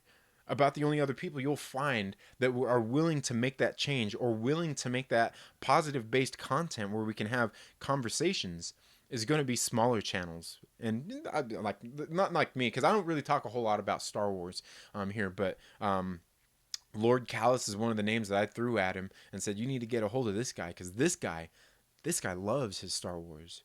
And this guy, I haven't heard a negative word about any of this Star Wars shit out of Lord Callus. Not one negative thing. He's been critical, but I haven't heard one negative thing out of him ever about the Star Wars stuff. And you guys, in case you guys don't know, we do some Black Guys and a Drunk on Tuesdays, and we get into all that, and it gets kind of crazy there. But I've even on that stream where things get kind of crazy, I've never seen the dude say a bad thing. He's passionate about his Star Wars, as I think all these people are. But some people just have to be negative about it and perpetuate a problem. Yeah, Nathan McGay says, angry man yelling at me. Sorry, man. Sorry, Nathan. LB says, what? Mad Max says, wow, I love this. Yeah, Max, I'm telling you, man, like, me and you, man, like, we're there, bro. We're there. Nathan McGame says, I never found the click. I hear it's really a myth. I want to ask my girlfriend where it is, but I'm embarrassed. LB says, oh, bro, fed up. Hit the bricks. Yeah. Hit the bricks, pal, and beat it, because you are going. Yeah, I actually stole that from Glenn Ross. Actually, absolutely great movie. Kick them rocks and stop smoking them, assholes. Yeah, that's a good one, man. That's a good one, Nathan McGame. Good stuff.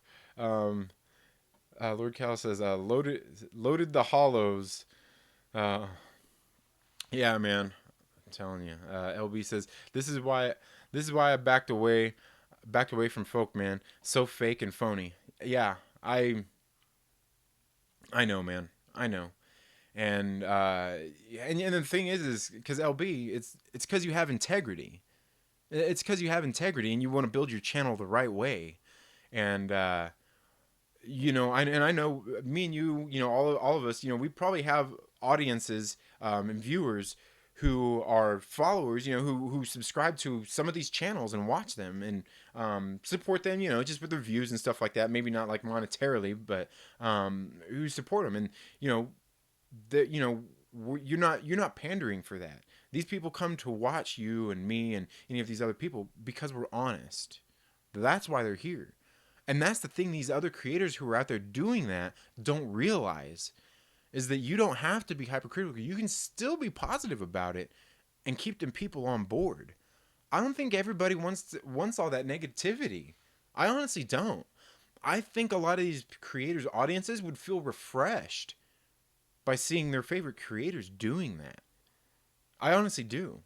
Because it's possible to be critical and not be negative. But unfortunately, the negative is what's going to get them the clicks. But yeah, I totally understand. Mad Max says it's an epidemic. It is. It is. Nathan Game says, I'm not really sure who you're talking about, but I know what you mean. Yeah, and that's what I said. I don't know who it was because he didn't release the names of those big YouTubers, and rightfully so, because I can guarantee you, and I'd feel bad, and Josh would be like, dude, what are you doing, man? Like, fuck. Because I like, you can see I can't keep it in, man. I can't keep it in because I tell you this, these people out there like that make me sick to my stomach. Sick. Absolutely sick to my stomach. Like when I seen the video on the Patreon that day where he was talking about this, I would, I'm straight the fuck up. I was triggered. Like you seen how I was just a few minutes ago. Like I was sweating, mad, red in the face, fucking about it. Because these people make me sick. I have no respect for anybody that does this shit. They have zero integrity. And I don't fuck with that kind of stuff. I just don't mess around with that in that way, with that stuff. Just a Ricanist Comics, welcome to the live stream, man. Thank you so much for being here, man. It's late where you're at. I know it. It's probably what, midnight. I know you're gonna be doing those live streams tomorrow, man. We need to get together sometime, Rod. We need to get together and do some streams, man. And I need to get together with more of my content creator brothers, man. My comic book content creators, man. Because man, the comic book community is so fucking awesome. It's just so awesome. You seen Perry and the Lurkers come in, man. These dudes are absolutely great, and I feel bad that I haven't actually got out there and done more videos with these guys and brought them onto my channel. Like Rod had me on his channel one day. I need to get together with him. He's an absolutely great dude, man. Been building it. He's like to the comic book community, as far as I know, he's like the Ryan over at Nerdy Blurb TV, like of the comic book community, man. Ryan's been getting together people that are content creators to do like the fandom initiative. Rod's doing that shit, man. He's been doing that the whole time, dude. Showcasing just other creators. He's awesome, man. He's an awesome dude. Aggressively Relaxing says, I appreciate trash entertainment, but it is lame that the average 11-year-old who wants to learn more about nerdy stuff has to sift through all the misogynistic, racist nonsense. And I absolutely agree with you 100%. Aggressively Relaxing. Makes me sick to my stomach. Sick to my stomach. Like, literally, it does make me sick. Just Reed says, wow, what's wrong? Oh, man. Just going off on a rant, man. Friday night. It's Friday night. Tommy says, take a breath. Mad Max says, it's honest, and I love this conversation. Shilling for hate, kissing its ass, and playing dumb about it. Yeah, and that's the worst. It's the absolute worst, Max, and I know you know what I'm talking about as well. And I think anybody that's here on this channel knows exactly that. Max says, if I wasn't so tired and sick, I would jump on your stream now. I have to talk with you next week. We have to talk. Yeah, we do, man. We do. We need to get together. We're gonna do that. We will be doing that very soon. Soon as possible, man. Just let me know. Anytime. LB says, I be wanting to speak on this more. Yeah. I know you do, LB. I know you do, man. So I do it on live streams. Yeah, and that's what I do it on live streams too. I'm not here. I don't do that in my videos. My produced videos, like the nicer produced videos that I do here on the channel. I do that because those videos I want to be very positive based, very positive. And you can see even here I'm not being negative, but those are because I want to get people into comic books. I want to get people into movies. I want to get people into music. That's why in my videos I talk about them in positive light, and I will share my feelings in them without being negative or being too extreme about it. You know what I mean? Um, because that's what I want my audience to see when they see the videos. And that's why I try to keep it even positive, even in my live streams and stuff like that. So, but yeah, I mean and that's the good thing, the beauty of the live streams, where we can actually come on here and voice our opinions and things like that, and just kind of get it out there and let it be known. And then these live streams aren't so important that we can go and unlist them and still share them with people, and they can still come and view them. So then it's not out there so much where somebody trying to get into something, scrolling through your videos, and next thing you know, they see you sitting there, turning red in the face and yelling into a microphone. Mm-hmm.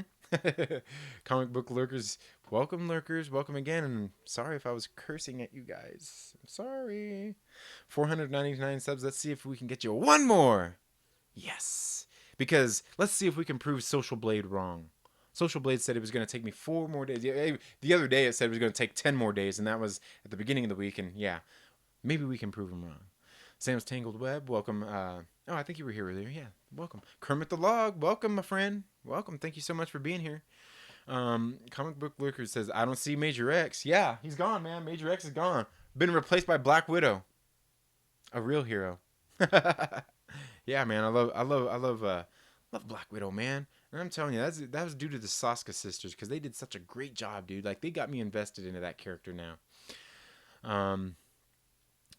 Yeah, Comic Book Lurkers. Congrats on... Did I hit 500?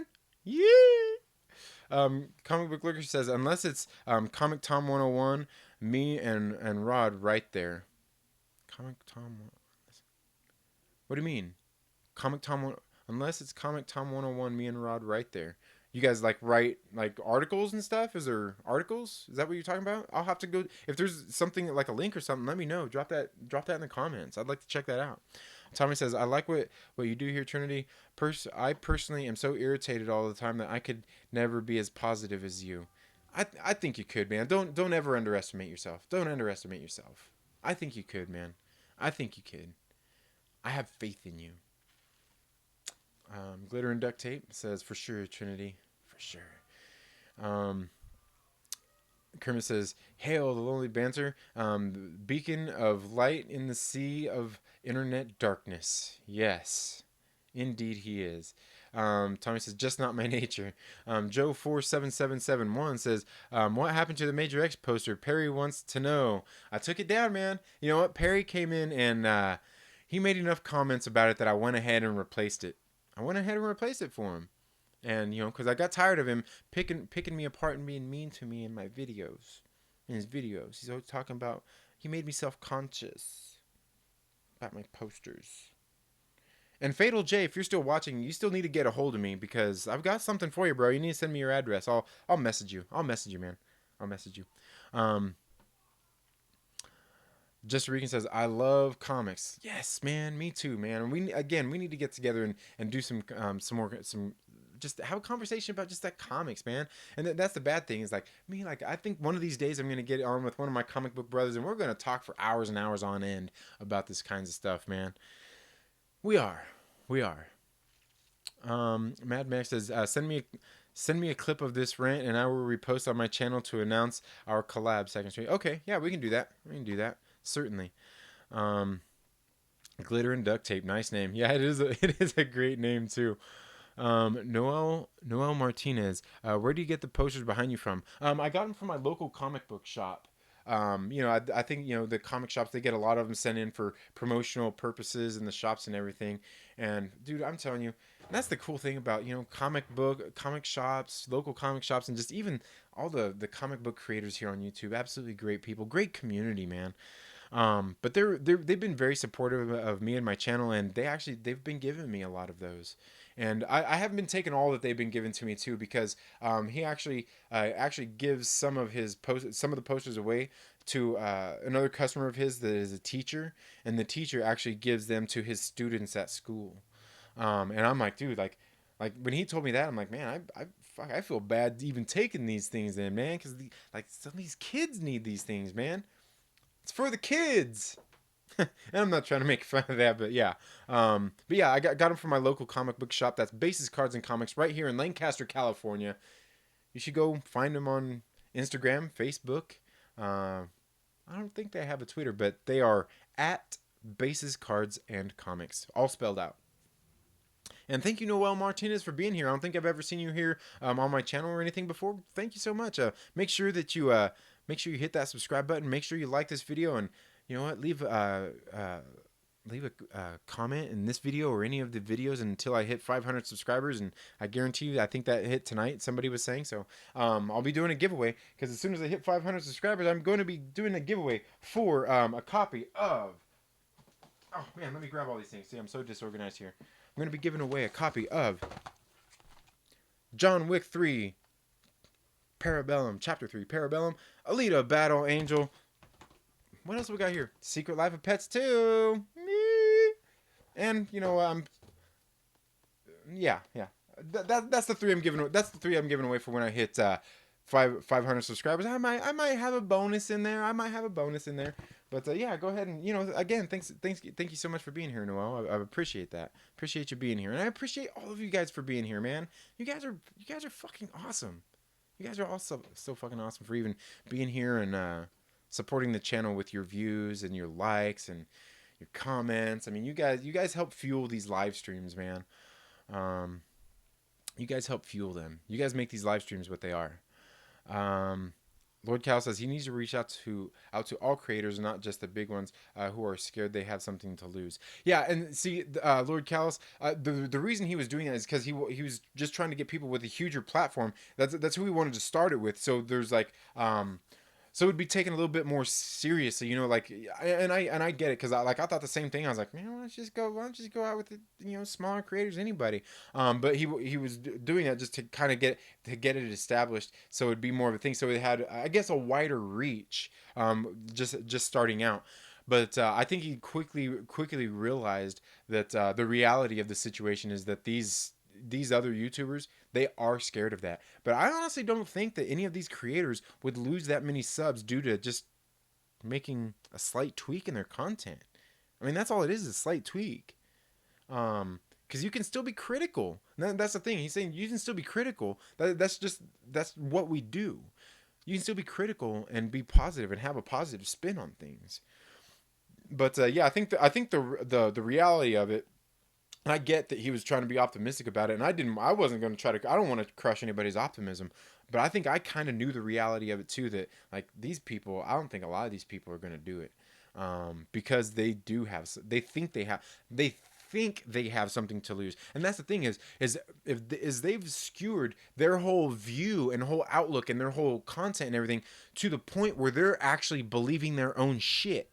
They're actually believing their own shit, that they can't make that change. That's fuck. What is that? Isn't that cognitive dissonance in and of itself? Like, you're actually even believing your own shit.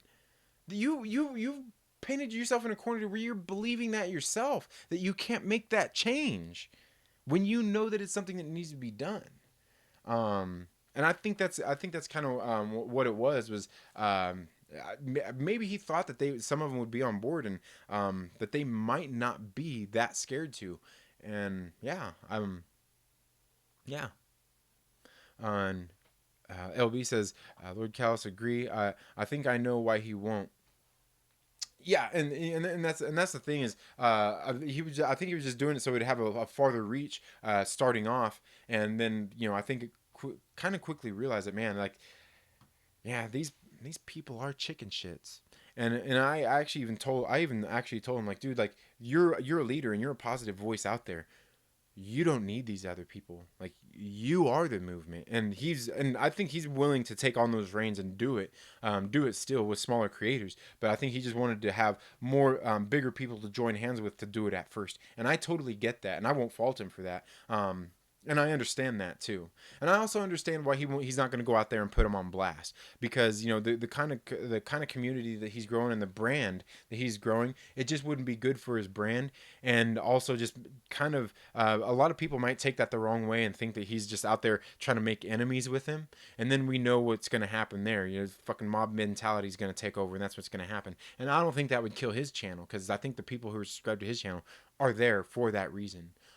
For the content that he creates. But Yeah. I mean, I agree, and I'm sure it's still going to be going forward, and hopefully that'll all be going forward. Like I said, I'm completely on board with it. I mean, and you guys know how I am here on the channel, so I'm totally down for the den. The downright rocker, the down, man, I always that's a tongue twister. A lot of them are for me. The Down Rock Records Arcade, yo, what's up, man? Welcome to the live stream. Um, staying alive, staying alive, staying alive. Oh, I'm not going there, man.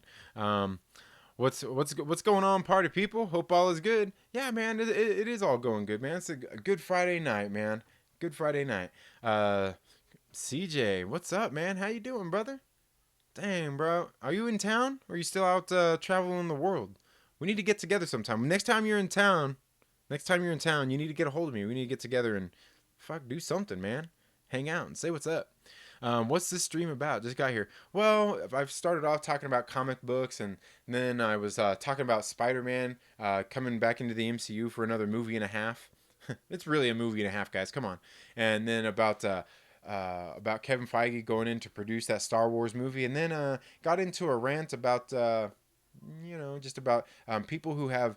And CJ, you're one of these people that knows that I have zero tolerance for people who have no integrity. CJ is a guy I used to work with. He was a very good associate that I used to work with when I used to work at well, when I used to work in corporate America. We both used to. We both moved on to bigger and better things. He was a great dude that I worked with, and he could attest to a lot of the stuff that I talk about here on my channel, and things that I talk about that I used to do at my former job and everything. But that's what we're talking about, Chris. Just stuff, people who lack integrity and just can't be honest about shit. Lord Callus says he's saying that he writes at that editorial, so don't burn it down. Oh, who writes at that editorial? Oh, okay, that they write at that was yeah, that Rod and them right at Comic Tom 101. Okay, yeah, I get it. I figured that's what he was saying, but yeah, I don't think that site is one of those clickbaity sites out there like that. Um, okay, but yeah, I was thinking I was thinking that's what you're talking about. Okay, yeah, so don't burn it down. Yeah. OB says you just missed a YouTuber rant. Yeah, man. I was going off there, and believe me, if there's anybody who's ever seen me out there pissed off, red in the face and yelling, it's CJ. That dude's seen me like that dude has seen me be fucking nuts. I used to work with him in corporate America. That guy's seen me be about as crazy as I get. Yeah, he has. He's seen me get as crazy as I get. Because I'm telling you guys, like even my wife says I'm bipolar. Because believe me, I'll go nuts. I've been so pissed off I don't remember what happened. Yeah, I've fucking hulked out before, and seeing red and shit, and like yeah, I've done that. Um, and CJ's seen it firsthand, up close, in the flesh. Probably close enough for my sweat and spit to hit him as I was going fucking nuts. Because I'm a madman. Um, I don't really ever show a whole lot of myself of that part of me on here because that's not what I want to do. But yeah, he's CJ's definitely seen that. He's definitely seen it. I can guarantee he's seen it, and he can attest to it. Um, maybe a time or two he was on the receiving side of it. I don't know. Maybe. Maybe.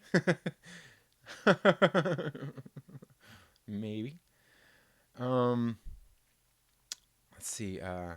Downrock says, at Lord Callus, it's Friday night and everything's all right. Yes, it is, man. It's Friday night. Probably going to be ending soon here. I'm not right now, but go and get a good night's rest. Get out and get a good bike ride in the morning. And that's something else. Maybe I should touch on before I continue here in the live stream.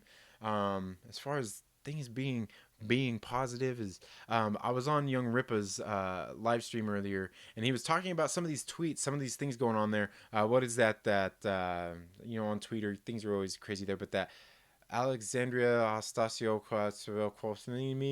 whatever that girl, you know who that girl, who that nutso girl who's there in the Senate or whatever the hell she does. Fuck, I don't know. I didn't vote for that girl. Talking about not being able to live on 38K a year.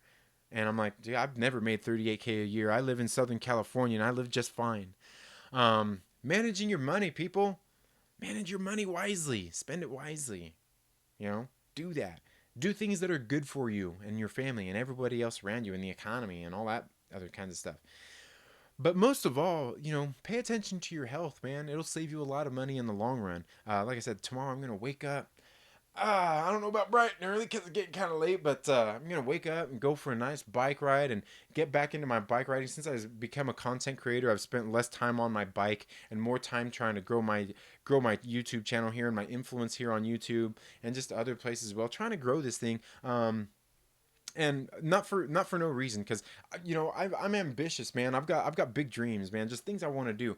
And I've said before, I'll probably never be a full-time YouTuber, but while I am here, I want to be as successful as possible and have as much reach as possible. And that's why you won't see me pandering for hate clicks or anything like that, or ever lying to you guys about anything, because that's what I want to do. When I'm here, I want to make the time count, and I've spent some time investing into this.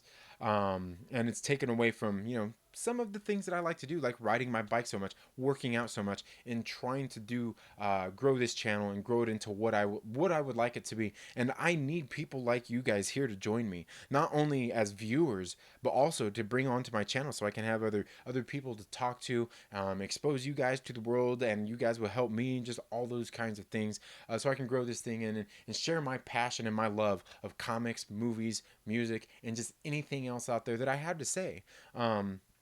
And some of those things are things just like that, in ways, in trying to get you to be self improvement. You know what I mean?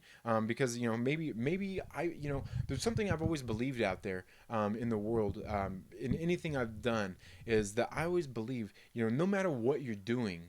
No matter what you're doing, if you're trying to lead a team of people onto some sort of victory and have a goal, things that you want to do, if whether it's for your health or even things like this, where we're trying to get people to kind of change stuff and the way they're producing content, to do stuff in a more positive light, is to make that change, to make that turn.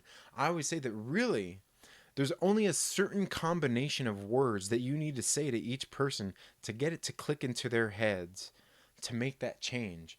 Maybe because to get them to see things from a different light, to have a more positive outlook, to get them to see, like, what, I eat like shit and I need to actually improve my eating habits, and for what reasons, and things like that. I seriously believe there's just a certain combination of words that each of us need to hear to make that change, to be better people, to get you to maybe to motivate you to save money for whatever it is that you need to. Maybe it's to put a down payment on a house, a down payment on a car, or anything like that. Just a certain combination of words is all it takes to change somebody.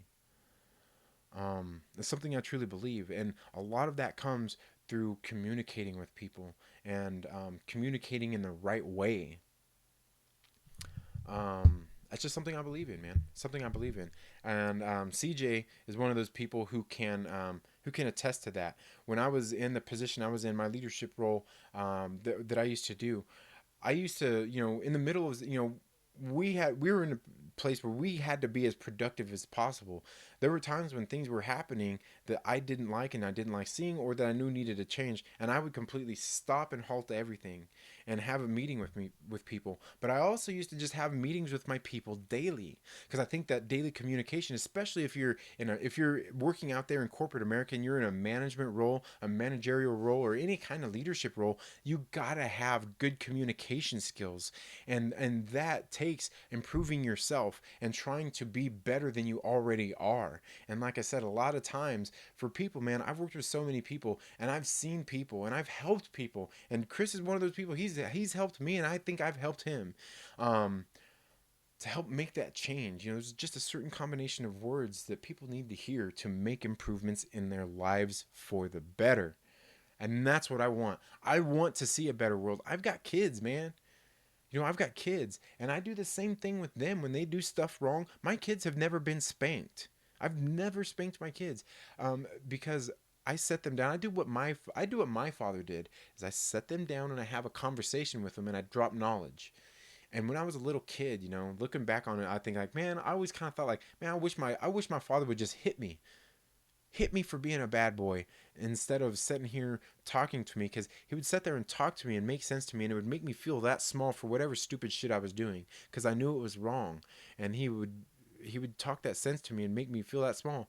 And and I know why he did it now. I know why he did it, because it made me a better person. It made me the person I am today. Just lessons that I'll never forget.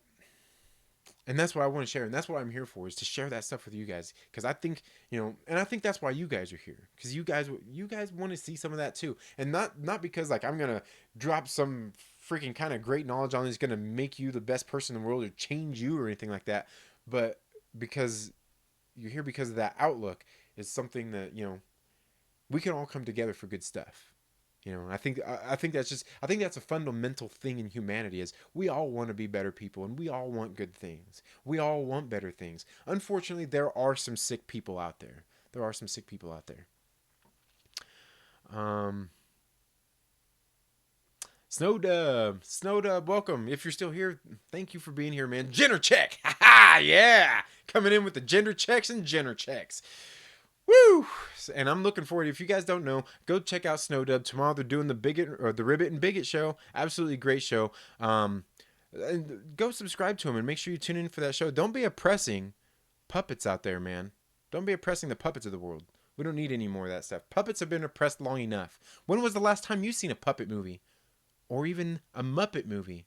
Huh? Yeah. Bunch of degenerates, yeah. Congrats on 500. Thank you so much, and thank you all, guys. Thank you. Tommy says 497. Am I still at 497? I don't know, man. This stuff, I don't know. But I'll take your guys' word for it, and thank you so much. Lord Callow says I haven't seen Alita, so I'm in. You haven't seen it neither? Jeez, man, you're as bad as me. You're as bad as me, man. I put it off for so long, and then once I finally seen it, I was kicking myself because it was a great movie. It was a great movie. Snowdo says, Mad Max, I seen you uploaded another video. Ooh, another video. I'm gonna go check it out. You hit the big time now, kid. CJ says, you hit the big time now, kid. Just when you crying on Facebook. Well, that's why I went to cry on Facebook, so I could get some subs. Had to bring more people here. Hey, and I got no less than like 2 or 3 subscribers out of it. That's awesome. Sam's Tangled Web says, you're awesome. Thank you, man. I appreciate that. You're awesome too, dude. And Sam, we need to get together. If you're still here, we need to get together and talk some Spider-Man, brother. Only Better says, LB says, you now at 500, boo. Hell yeah. Hell yeah. Well, I'm not doing the giveaway tonight. Maybe I'll announce the winners next Friday. Give any of the new subscribers time to get out and watch some videos and leave some comments in there so they can get entered into that giveaway as well. Awesome. Lord Cal says, you at 500, bro. Start giving out free shit. Soon enough. We'll do that next week. Promise. We'll do that next week. Noel Martinez says, appreciate the shout out, and I definitely have subscribed. Awesome. Well, thank you, man. I appreciate that. And if you're a content creator, let me know. I'll see if I can go back in here later and if you create content, and go subscribe to your channel if you do that, man. I like to go out and check people out who are here supporting. Mad Max says, okay, good night, man. Wife is calling. All right, Max, take it easy, man. We'll get together soon, dude. We will do that. We will do that. And Snowdub says, slap that like button like Kermit slaps Miss Piggy. And Kermit does slap Miss Piggy because she ended up over at Jolly's house one night. We all seen that. Okay, the guinea pig. Tommy says, the guinea pig army is ready to attack on my command. That's awesome, but careful what you're doing with those guinea pigs, man. I've heard some horror stories out there about people having to go to the doctor, and a different story for a different time. CJ says, still in Alaska, man, till November-ish, but yeah, for sure I will. Yeah, when you get back here, Alaska, huh? Whew. How is that? How is Alaska, man? He says, you're too kind. He says, so we're talking about Joe lacking integrity? No, not Joe, man. That's funny. Alaska is a beautiful state. CJ says, cracking me up, bro. Downrock Records Arcade says, that Disney, Star Wars, Marvel mix is gonna get crazy soon. Spider Mouse. Iron Duck. You know what? That would actually be pretty cool to see. I would actually like to see that. LB says AOC. Downright Rock. Down Rock Records Arcade says, I just want to see the X-Men in a Star Wars movie. I know it's gonna happen, and at this point, it can. It can happen. That's funny. He says you could start a motivational channel, my man. Yeah, and I kind of have. I've got another couple of channels that I've got out there, and I've thought about that, but I kind of want to. I kind of want to mix that in here on my channel because I think that being motivational really has to do with superheroes, comics, and that kind of stuff as well. You know what I mean? So I've wanted to do some of that stuff here on this channel as well. 6 p.m. meeting time. 6 p.m. is a break time, motherfucker. All right. Downrock Records Arcade says they canceled the Muppet movie. Did they? What Muppet movie? Yeah, that's messed up. I remember, I think I do remember. I thought they were going to do it, and they, I don't know that they've been so successful lately, but they should be, man. I think the last one I seen was they did that one with the guy from How I Met Your Mother, the Jason. Why can't I think of his name all of a sudden? It's late, man. But man, he was in I Love You, Man. That guy. I can't remember his last name right now. Aggressively Relaxing says, I'm legitimately considering doing puppet content. You should, man. And Aggressively Relaxing, if you do puppet content, you can always hop on with the Ribbit and Bigot show. You can hook up with Snowdub and Kermit and do some content. It'd be great. Funny dudes. Good stuff. Nathan McCain is laughing. Will Hernandez, welcome, brother. That's my brother-in-law right there. Welcome. He says, tell it, brother, you rock. Thank you, man. I appreciate it. And you know what? Speaking of which, I need to give my sister a text. I forgot to text her on her birthday last week. And actually, I meant to, like, throughout the whole day. It's one of those things throughout the whole day. You're getting ready to do something, and then you completely forget to. And then you forget to so bad, and then you get that kind of anxiety, like, oh, I can't do it now. It's too late. It's too late. But I'm sure she understands. My sister knows I love her still. Michelle P., welcome to the live stream. Thank you so much for being here. She says, hey, congrats on 500 subs. I made it. And you guys made it possible. You guys made it possible by being here and sharing this video with your friends and telling them to come check out this guy that can't grow hair on the top of his head and listen to him rant and rave and talk about shit that he don't know and be annoying. You guys are awesome. It's not me that's awesome. That's you guys. Thank you guys. CJ says it's cold, man. Snowing since the beginning of September. Oof. That's not so bad. But I mean, I came from the Midwest, so I'm used to the snow. But yeah, I bet you, I'm sure it's a whole hell of a lot colder up there in Alaska than it is where I grew up at. The Downright Records Arcade says Aggressively Relaxing.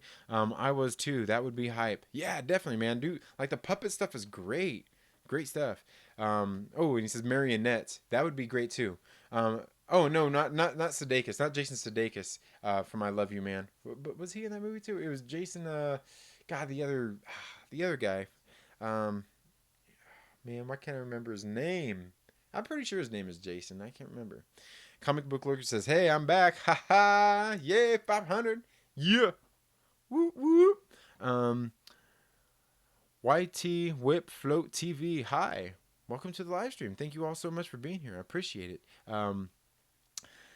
Now again, it is getting kind of late here, guys. I appreciate you guys being here, but yeah, in case you guys missed it, you can always go back and watch this live stream. I do these. I do the Trailer Park Live here on Fridays, every single Friday, starting at 8 p.m. Pacific Standard Time. So make sure that you subscribe and hit that bell so you get notifications anytime I'm getting ready to go live or anytime I've uploaded new content. Because that also helps, with the YouTube algorithm and all that stuff that the guy with the gun pointed behind me is getting ready to tell me. The guy from YouTube, he's sitting there saying, you better say this shit, man. You better tell people to subscribe. You better tell them that you're not going to get pushed out there in the YouTube algorithm if they don't come here and subscribe.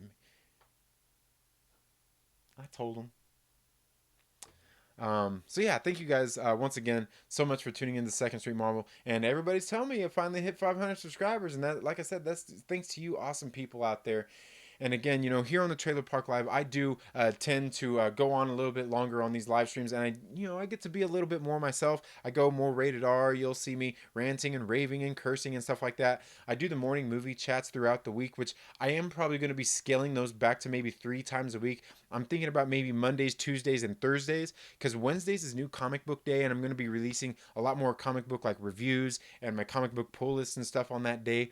So those are probably going to be more concentrated on comic books. And then Friday, um, I probably, since it just kind of really depends on how the week goes, but I might scale the morning movie chats back to just a couple of days a week, maybe 3 days a week. And I want to bring more guests on there. Stevie J's reviews was on one time, and we're gonna get him back on the stream here soon enough. Just things, he's on the other side of the world, man. So things kind of don't work out. It's a little bit trickier getting there to do that. And I might pre-record some of those with him to do to premiere live and just maybe just do them through the live streams here. Um, but I want to do that. And today, this morning, I had Mad's Mama Bear on. Had an absolutely great conversation with that lovely lady. She was on here, and we were talking and had a great conversation about the Falcon and Winter Soldier series. And I guess just kind of talking about that. Um, Comic Book Alert says, "Have a good evening. Happy No More Major X." And you're welcome, bro. You're the one who got me to change that. And I changed it all for the better too, man. It's Black Widow. It's Black Widow now. Yeah. Black Widow rocks, man. Black Widow is absolutely great.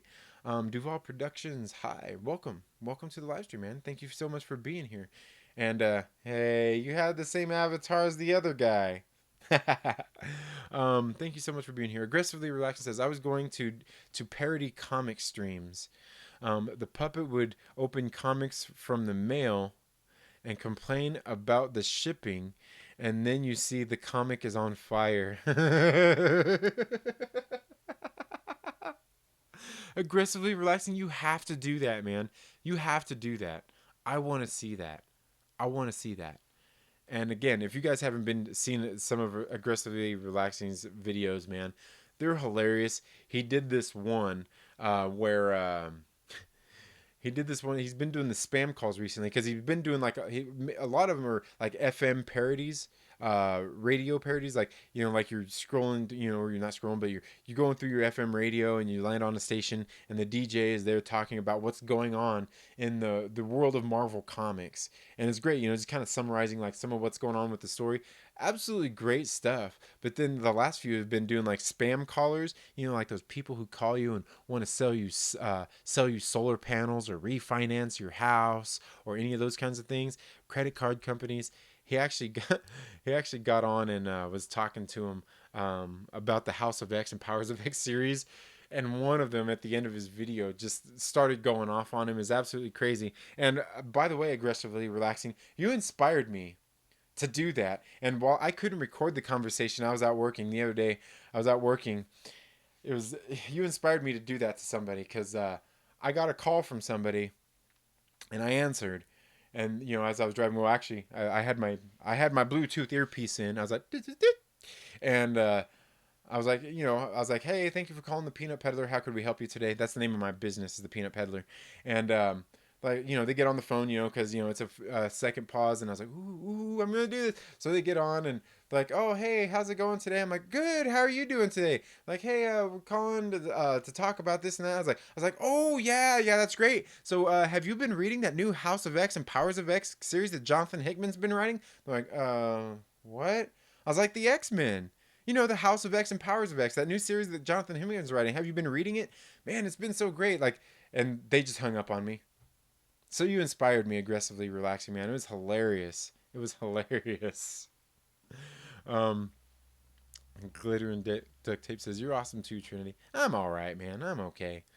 Duval Productions says, I'm making a Spider-Man fan film. Oh, awesome. Well, make sure you guys go check out Duval Productions. I'll check that out, man. I want to see that. Speaking of which, I would need to get on here on YouTube and check out some of the Dragon Ball Z fan films, because I know some people have been out there doing that as well. That's yeah, cool. Let's see it, man. And that's something I'm into that, because like I said, something I've been talking about here on the channel is, a lot of people they're dissatisfied with stuff and just ranting and raving about it. and just all these things. Is sometimes I feel that what we need to do, instead of just griping about stuff to make the changes, we need to make the content. If you're tired of no originality in Hollywood, go write a story and submit it to a studio. Or, I mean, if you don't want to be that bold, I mean, make a fan film or something like that. Be creative. Make that platform. Do something yourself.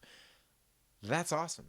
I want to see that. And when you get that made and you're working on it, you get that made, man. I want to see it. Make sure you come back and share that with all of us. That'd be absolutely awesome. He said Spider-Man will be on YouTube November 27th, 2020. You know what? I'm gonna see if I can. Dang it, not the right thing. Knew that was gonna happen. Um, let's see here. Okay, I'm going to screenshot that so I can remember. Okay.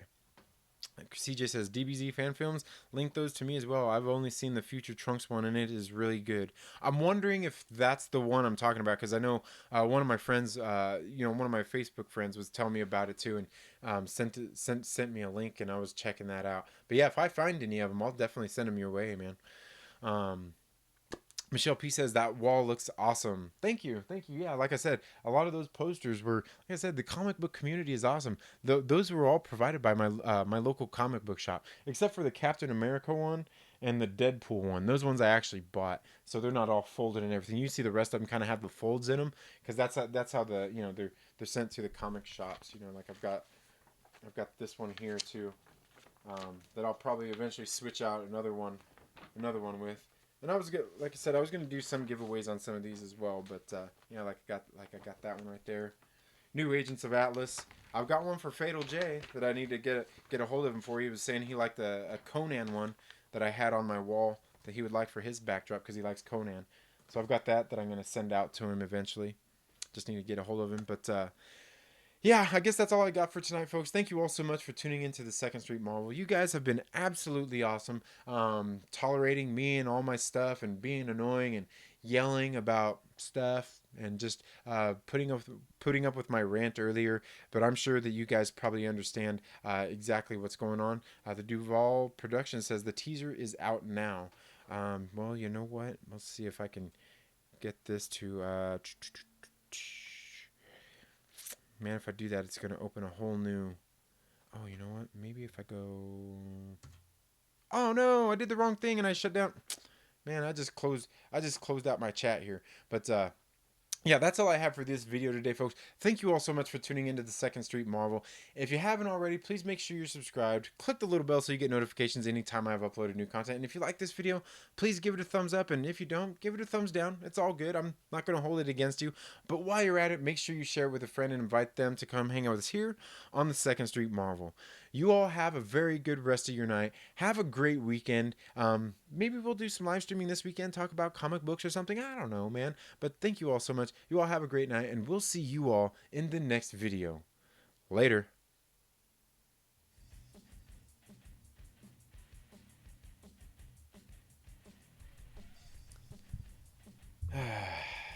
Thanks again, guys. Thank you all so much for being here. I really, really do appreciate every single one of you guys for being here. Anytime you guys show up, it's a truly humbling experience to actually have people even show up and listen to me flap my gums about uh, stuff out there. I mean, I talk a lot about things that it's kind of how I feel about things out there going on in the world. Because we live in a crazy world, man. And I'm just trying to be somewhat of a sane voice in the world out there. And you guys being here, listening to me flap my gums about this stuff, I think is great. And I truly, truly appreciate every single one of you for being here for that, and supporting me on the channel here and the content I've been creating. Like I said, all I want to do, I just want to get better at what I'm doing. And you guys being here helps with that. It helps make me feel better. And it's nice to know that there's other people who actually want to see my content and watch it and support it. And thank you guys so much once again for being here. I do appreciate it. Have a good night.